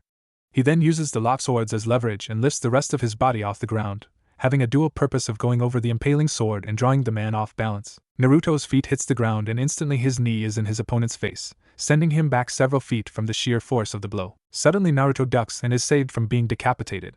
Naruto does a break-dance-like move and sweeps the legs out of man. As the man hits the ground, he feels a strong wind near his neck and can barely make out the form of a sword made of wind inches from his windpipe. He looks over to his partner to see if he can help him and sees Naruto standing over him with his metal sword in the same position, just over the throat. Everyone in the crowd, minus Kyubi, is stunned. To hear of a wind-nature chakra that can be controlled so far from the user through just manipulation is unheard of, and Naruto is a good 5 feet from the man. The match didn't even last 10 minutes. Winner, Konoha! Shouts the referee. Naruto sheathes his sword and disperses the wind blade, not even sweating. Suddenly Mei isn't feeling so confident. If 2 couldn't take him, then how could she? Jonin number 315, get out there, Yugura orders. Having no choice, she can only hope that Naruto goes easy on her. As soon as the match starts, she forms hand seals. Yotan, Kazan ga no Dama. Lave release, lava balls, globs and cannon version. Naruto's eyes narrow as the molten pockets of lava race towards him. He sidesteps each one and rushes forward, intent on not allowing her to use that sub-element. That's it. That is what is different about her. Using a sub-element requires a bloodline. How she has managed to stay hidden for so long is beyond him. How he feels it, he has no idea, but he will worry about that later. He reaches striking range, but finds Mei is very adept in taijutsu. They trade blows on even ground and Mei decides to up the tempo. She jumps back and forms more hand signs. Futon, Koma no Jutsu. Boil release, skilled mist technique. A thick mist rolls out of Mei's mouth and coats the ground. Naruto feels his cloth start to dissolve at a slow rate. His mind goes into overdrive and forms hand signs of his own. Futon Daitop. Naruto only gets a part of the way through the hand seals as Mei knocks the wind out of him with a powerful kick. But even still, the technique goes off and dilutes the mist to negligible levels. Mei eyes Naruto as she pushes forward with her assault, hoping that with him not being able to draw a breath that it will allow her to win. Unfortunately, that is not what Naruto has planned. He creates several clones, and they all engage Mei to get her off the original. While she is distracted, Naruto recovers and forms hand seals. Katon, Karya Enden. Fire release, fire dragon flame bullet. A huge dragon bursts out of Naruto's mouth as Naruto holds the last symbol to make it appear that he is using chakra to control the dragon. He directs the dragon to the fighting Mei and his clones and makes the dragon kamikaze itself right on top of them. The temperature in the stadium rises dramatically, forcing many to shield themselves from the intense heat. Naruto looks on impassively as the fire burns the ground and liquefies the top layer of ground. Thanks for giving me the materials I need, he hears. Yotan, Kazan ga no Kenketsusin. Lava release, geyser of lava. The pool that had been created where the dragon had impacted suddenly shoots forward, straight for Naruto. Naruto then forms hand signs of his own. Anatsusiai, Sensui no Hosaki. Thermal release, fountain of flames. A river of white fire blazes to life right in the path of the incoming lava. It is a battle of heat versus heat. Which sub-element is stronger? Up in the Kage booth, Yugura narrows his eyes. So he is a bloodline user. I guess that is expected of those bloodline-loving bastards in Konoha. Back in the fight, the two jutsu continue to battle. Mei had created a very deep pocket of lava and is just using chakra to direct the liquid substance while Naruto is constantly creating wind-enhanced fire. Eventually, though, the pocket of lava can't compete with near infinite levels of half chakra half yoki enhanced jutsu. The lava pocket runs out of lava and Mei drops the jutsu and leans over panting but has to dodge quickly, lest she become less than ash. She appears on the far side of the arena, doubled over and breathing very difficultly. Naruto just strolls over to her and uses a wind blade to raise her head or she will be cut. Winner, Konoha. Naruto releases the jutsu and Mei drops her knees. That was the most intense battle she has ever been in. Sure, she has sparred with higher level ninja than her, but never before has she been so outclassed. She could feel that Naruto was holding back. Plus there's the fact that he used the jutsu without completing the hand seals for it. She is helped off the ground by Naruto who, in his half mask and glasses, makes her blush in both embarrassment and because he is hot. In an instant Naruto is joined by his two companions. That was a great fight, Terumi-san. I must say that I am impressed, Hiromi comments. Mei mutters a quiet thanks as Naruto drops her off at the medic station. Naruto leaves to speak with the Mizukage as a few medical jutsu are run over her. Her biggest health problem, chakra exhaustion and physical fatigue, and a few deep bruises from their taijutsu session. All in all, nothing that can't be fixed with a few days of rest. Kage box. Naruto arrives with his charges in 2 very good matches. Uzumaki-san. I must say that I see why Konoha is regarded as the strongest hidden village. Naruto takes a small bow. Thank you, Mizukage-sama. It was a pleasure to fight your shinobi. Yugura's face cracks to a frown for a split second, but it is picked up on nonetheless. Is something bothering you, Mizukage-sama? Naruto asks. Yugura lets his frown onto his face. Well, there is the matter of the jutsu you used. I was unaware that the Uzumaki had a bloodline that allowed them to use a sub-element. Naruto catalogs this in his mind for later. They don't. That ability is passed on through my father. I don't know who he was, but I am quite knowledgeable about the Uzumaki and their bloodline. I hope that this will not hinder our working relationship. It is hard to find someone who does not possess a bloodline in our village. Yugura shakes his head. Good. Now as for the assessment, I believe that your shinobi, while competent, need to improve. Their teamwork is lacking, they need to expand their ninjutsu as they only use their swords.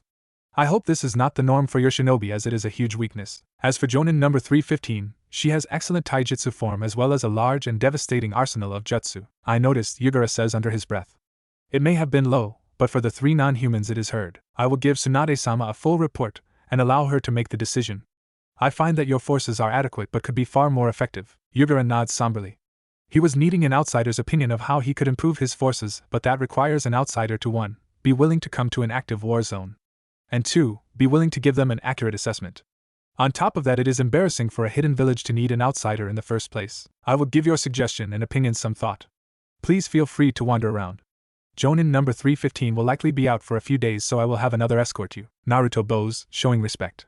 He also picks up on the dismissal. He and the women turn around and go outside the stadium and see a person waiting for them. Time skip, 2 weeks. Naruto and the women are outside the city wall and the surrounding villages with Mei and an extra Jonin as a guard/deterrent. This village is in no better shape than Kiri, but at least it smells better, if only slightly. Right now it is dark and Naruto, Hiromi, and Kyubi have retired for the night. Naruto is sitting in a chair by a fire and reading a scroll on human anatomy. Hiromi and Kyubi come out into the room. Kyubi puts up a privacy barrier and uses a few injutsu seal to barricade the doors and windows, preventing anyone from entering.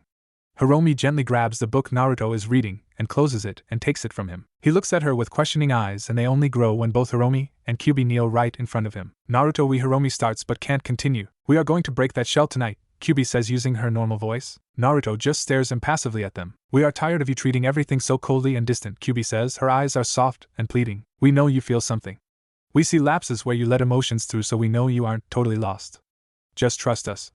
Let us in, Hiromi says passionately. Naruto continues to stare. Look, we understand why you are so distant. Why you close your feelings off. We get it. We do. But you have to understand something. We are not going to leave you. You don't have to be afraid that we are going to rip out your heart and eat it like that bitch of a girl. Kyubi loves you. I can't say that for myself yet, but I'm getting there. We have spent so much time together and I see your pain. I feel how hurt you have been. I know it hasn't been easy, but we will never leave you. We will live as long as you will, and we are willing to do anything and everything for you. Hiromi and Kyubi both stand and strip. They take all their clothes off and spread their legs and toss back their hair over their shoulders, giving him an unrestricted view of their bodies. If it takes us giving ourselves to you, then we will do it. We will do whatever you ask. If you tell us to kill everyone in Konoha, we will do it. If you ask us to bear your children, we will do it. What will it take to prove that we will not leave, betray, or hurt you in any way? Hiromi is on the verge of tears, Kyubi matching her look. Both are putting themselves in a very vulnerable position. Naruto looks down to the ground. Truthfully, he does feel emotions. He likes both of them, possibly loves them. But there is always something clawing at the back of his head, something that makes him relive the pain of Sakura ripping his heart out every time he thinks of letting someone in. He can't experience that again. He is honestly touched that someone would offer everything to him just to make him trust them. They would offer sex and even children as something to prove that they won't go away or rip his heart out. Sex doesn't really mean a commitment. Take a look at Enko. But there is something higher than children, or at least on the same level, that doesn't require time to show. Hiromi has tears spilling over. Naruto is just sitting there, ignoring them both. She just offered her everything to him, and he is ignoring them. Hiromi puts her hands over her face and turns to run to her room. Both women stop what they are thinking/doing. Naruto just said something. What was that? We didn't hear you, Kyubi asks. Age. Kyubi and Hiromi scoot closer to him to hear better. I said marriage, he says as he looks up at them, all kinds of emotions running through his eyes. Too many too quickly to even gauge one of them. Both are stunned and shocked into silence. That is what it will take. Not that I'm complaining, but why marriage? A confused Kyubi asks. Because it is the one thing besides children that permanently ties you to someone. You can't annul or get out of a marriage. Even if a spouse dies, you are still listed as married. It is designed to be that way. I know that for you guys mating is the same thing, but to humans sex is just something to be enjoyed. I know I'm not human, but I still think like one. That is the only thing I can think of that doesn't involve a child. The women share a look before they tackle Naruto. Of course we'll marry you. We said we are willing to do anything and we meant it. Naruto becomes aware that 2 very naked bodies of 2 very hot women against him. Maybe he can try just this once. Maybe they can help him forget. He wraps his arms around them and pulls them in closer. They climb into his lap and snuggle up against him. Both women are overjoyed when he pulls them closer. They pull his even closer when they feel hot tears hit their flawless skin. Naruto cries on their shoulders, letting go of all the pain and the suffering. He tells them everything from what was said, what he felt. All of it. Both women hold their comments and hold him tighter. By the end of it, Naruto is asleep. Well, that was a bit easier than expected, comments Kyubi. I guess he was tired of fighting you and I didn't help matters for him much. I guess the more the harder it was for him to give in to fear. Both are using their inside voices as no not wake their new fiancé. Kyubi nods. Well, let's get him to bed. He will get a neck cramp if he stays like this. Hiromi gets off him and Kyubi gently picks him up and takes him to his bedroom. Hiromi collects their clothes on the floor and tosses them into a corner, while Kyubi undresses him down to his boxers. They tuck him under the covers. Oh, can we please? Hiromi asks cutely. Kyubi thinks for a second before a mischievous smile crosses her face and she nods. Naruto is in for one hell of a wake-up call. Kanahigaku no Sato. Sakura walks home from a shift at the hospital. It had been a long double shift. Ever since she was trained by a doctor there she has been doing nurse work, and she admits that while she likes medicine that she would much rather be doing the procedures rather than cleaning up after them. Her education wasn't all that great. Nothing like if Tsunade had trained her. That would have been awesome, but no, she had outdated textbooks and a doctor with a very shady record as her teacher. She always learned first aid and things that a nurse should do instead of how to fix the problem. It is frustrating her out of her mind. She rounds the corner to her apartment complex and walks in front of the Yamanaka flower shop. Hey backstabber, Sakura hears. She already knows who it is and doesn't even turn to look at her. Hey Ino, ripped apart any hearts today? Sakura, no to how tired she is, rounds on Ino. That was more than 3 years ago. Can't you let it go? Ino stares at Sakura. I will let it go when Naruto does. We all have agreed on that. This is your punishment that Naruto won't give you. Do you even want to apologize? Do you feel any remorse for destroying one of the nicest people in the village? Sakura doesn't back down. It's not like you treated him any better than I did. You hit him and yelled at him too. Ino slaps Sakura across the face. Do not compare you to me to make yourself feel better. I may not have been the nicest person to him, but I never belittled him. I never tried to get away from him. And I never had the impact that you did. I may have been head over heels for Sasuke, but I wasn't mean to others because of it. Ino continues her hate on Sakura rant, drawing attention from the other Rookie 11. Lee never actively participates in goading Sakura, but he doesn't talk to her. Tenten, Shikamaru, Niji, Chuji, Kiba, and Hinata take every opportunity to make her feel guilty. Shino still talks to her just because he doesn't want her committing suicide, but he still wholeheartedly agrees that what she did was wrong. Sakura turns away from her ex-friends and walks to her apartment. On her door is written, Uchiha slut and backstabber with some kind of fire jutsu. She opens the door and collapses on her couch. On the floor just inside the door is her daily fan mail. It turns out a lot of people actually enjoyed what she did and thank her on a daily basis for making the demon disappear. She falls asleep on the couch, wondering when Naruto will come back so she can finally get some of her friends back. Next morning, Naruto slowly wakes up feeling better than he has in a very long time. Like a giant weight has been lifted off his mind and chest, cliché I know. He tries to sit up but is weighed down. He opens his eyes and what he sees makes his eyes bulge. Hiromi and Q are both stark naked and using him as a pillow, their massive assets pushed into his bare chest. The covers are pulled back to show their naked torsos. He feels all their legs tangled together so much that he has to lift up the covers to make sure he is still wearing something. Turns out he isn't. He falls back on the bed, unable to get up, and his mind drifts to the events of last night. He is engaged. They have sworn to never leave him. He doesn't have to worry. His heart feels much lighter after last night. Unable to contain himself, he puts his arms around both his ladies and squeezes. Both mumble in their sleep and cuddle closer into him. He just hugs both of them to him, not minding the slightest bit that he feels all four harden and graze across his chest. Eventually though he hears a knock at the door. Hey Q-chan, Hiromi-chan, I need to get up. There is someone at the door. 5 more minutes Naruto-kun, Hiromi says cutely. Kyubi says something along the same lines but more aggressive. Stay still so I can pounce you. Naruto sighs and tickles both of them until they wake up. They sit up using their hands, still half asleep. Their breasts hanging for all to see. Good morning, Naruto-kun, Hiromi says before yawning. After she does, her mind kicks in and realizes that she and Kyubi are naked in Naruto's bed, whom is equally as naked. Another knock at the door, this time more urgent. Damn whoever it is. I'll burn them alive, Kyubi threatens as she gets up and summons some clothes. She exits the bedroom and answers the door to their hotel room. Outside is a fully dressed Mei. Oh, good morning Q-san. I'm just here to inform you guys of a change of plans for today. Kyubi nods and lets Mei in. Just then Hiromi steps out of Naruto's room wearing only a bra and matching panties. I'll be in the shower, Q, is all she says before entering the bathroom. Mei looks from the bathroom door and back to Kyubi and notices exactly what she is wearing. A silk robe that is loosely tied in the front and nothing on underneath. Are you guys really that comfortable walking around like that with a guy in the same hotel room as you? She asks. Kyubi gives her a small glare. Of course we are. We have known him for more than 3 years and we know he won't do anything if we don't want him to. And trust me when I say that he is always welcome to look at us. Mei blushes at her comments. So what is this change of plans? Kyubi asks. Well, the other Jonin was called back to Kiri, so I am the only one here for security. I know you guys were wanting to go to the next town today, but it would be too dangerous. Kyubi nods her understanding. Suddenly the door that Hiromi just came out of opens and a fully dressed Naruto, complete with half mask and glasses, steps out. It's here. Come on. QB immediately steps into another room and after a minute comes out completely dressed and carrying the bags.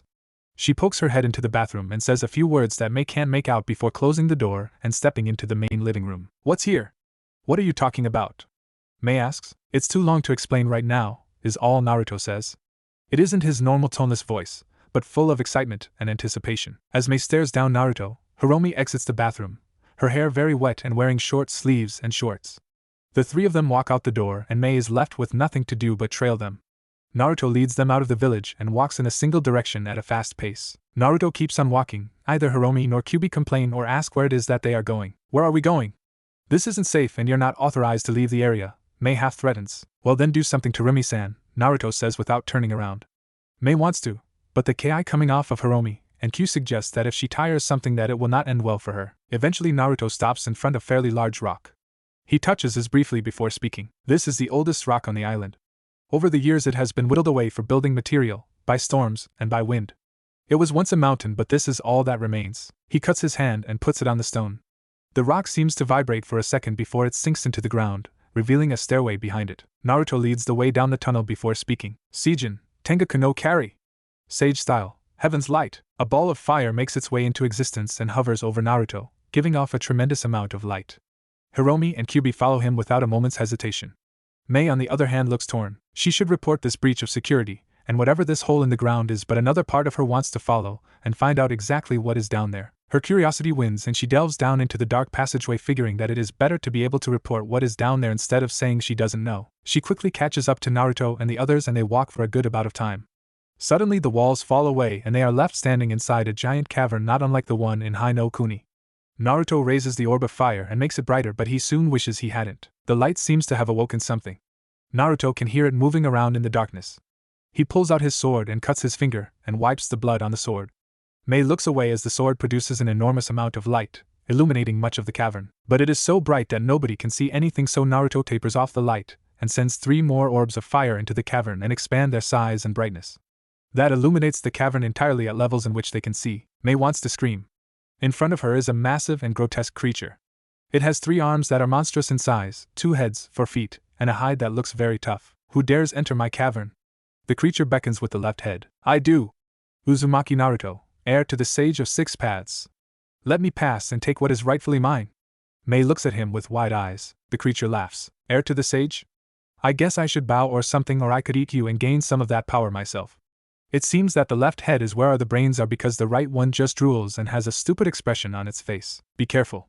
This is an A-class demon, one of the oldest made from the Jubi's own flesh, Kyubi informs them. The demon looks at the red-haired woman and begins to laugh. This is too much. To see the mighty Kyubi no Yoko reduced to a mere human in stature. Ha ha ha. Oh, if Jubi-sama could only see this. Once again, May's eyes go wide. She is a bijou? Just who is this woman? She has been around for 3 weeks.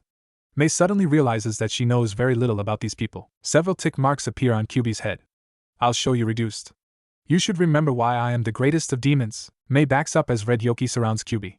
She grows fur and ears and 9 tails and grows in size. Soon Kyubi is at full mast, being half as tall as the cavern. She lets loose a mighty roar that shakes the cavern, her tail swaying dangerously behind her. The demon doesn't seem so confident now. To think that the ruler of demons is running around with a human, the heir of the person who created her no less. He assumed that since she lowered herself so much that she had lost her power, or at least enough to be defeated. His assumption seems to be incorrect. The demon starts chanting some weird and archaic language, but only seconds after he starts, 9 tails wrap around him, forcing him to stop. Now. I can't have you running away now, can I? Tell me, what is your name, Niningen? She growls menacingly. It's Relgios, Relgio SS, he chokes out. Well, Relgios, I suggest that you don't judge a book by its cover. And at that, Kyubi literally rips apart the demon. Gore and body chucks go everywhere. Once all the pieces of the demon are motionless on the floor, voids that no words can do justice in how black they are appear under each section, and arms appear and drag each piece into the voids. In seconds, the only evidence of what happened is the blood and the stench. Meanwhile, Kyubi returns to her human form but still has her tails and ears. She walks over and gives Naruto a hug for some reason. Are you okay? Naruto asks her. Kyubi nods. I'm just a bit shaken. Those portals only appear when the ruler of the demon world summons someone. Our friend is now being put back together, and then spewing what he knows to the ruler after me. Add to the fact that I am not only at near full strength but out of the seal means that demons will be coming for us. And why is that? Hiromi asks. Because they fear me, and when they learn Naruto's heritage and abilities they will fear him too. Demons don't like it when other beings are more powerful than them. Don't forget that he is the descendant of the most powerful human ever to exist. They will head us off at the other tombs, so we must be on our guard. Naruto nods and takes her hand and leads her towards the tablet. The usual inscription is on the tablet, and Naruto is about to set his hands on it. Kyubi and Hiromi are standing behind him, ready for what is next. What the fuck is going on here? They turn to see a very confused Mei. She is in a fighting stance and looks like her fight or flight is deciding which one it wants. Hiromi-chan, would you mind explaining the circumstances to Terumi-san, please? I need to get this over with. Hiromi nods and moves to talk to Mei. Naruto takes in a deep breath and places his palms against the cold rock. Instantly he feels his mind being probed. He doesn't resist, but it isn't exactly a pleasant feeling. Then he feels the skin of his hands get either evaporated or eaten by the rock and his blood seeps into the stone. He stays like that for a good while, Kyubi behind him ready to help him when the time comes. Hiromi approaches Mei, who backs away. Come sit, Hiromi orders. Mei's only response is to back away at a faster pace. I said sit. Hiromi roars, using her full voice, commanding Mei to obey. Hiromi's eyes turn to golden slits and her skin grows a light covering of scales for an instant. Very hesitantly Mei sits where Hiromi directed, feeling that if she didn't that her life would be in danger if she disobeyed. Who and what the fuck are you people? Mei asks, demands. Well, long story short, I'm a dragon, Naruto summons. Q is the Kyubi no Yoko that attacked Konoha 17 years ago. And Naruto was Q's host until a few years ago, when he found a safe way to release her. Naruto is of the Uzumaki clan. Turns out they hold the legendary Rinnegan in their blood and are direct descendants of the Rakuta Sannin. He split his power between his sons and left these tombs behind to reactivate the full bloodline in times of need. This is the third of 6 tombs that we have been to. Mei is silent in thought. So you're not actually a human? Hiromi nods, but puzzled as to why out of all the things she said, Mei would pick that to question. Mei seems to relax visibly. And why would my species be of any consequence to you? Hiromi asks guardedly. Well, because that means that Naruto is still free.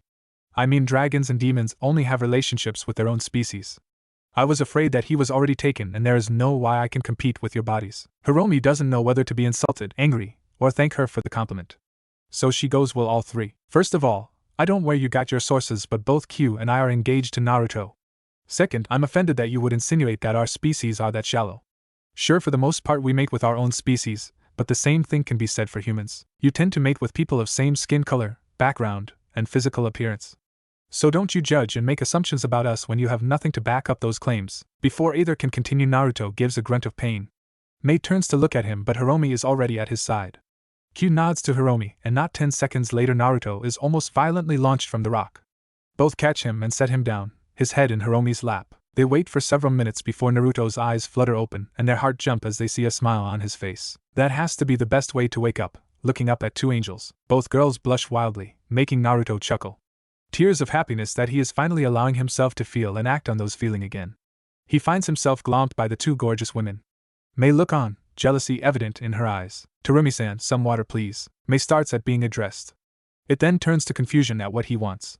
She brings such confusion to light. I need water from a jutsu. It doesn't matter which one, he says, still hugging and getting hugged from both sides. Mei doesn't know why she suddenly wants to grant his request, but she does. She turns to the side to fire the jutsu at a wall when Naruto stops her. No, towards us.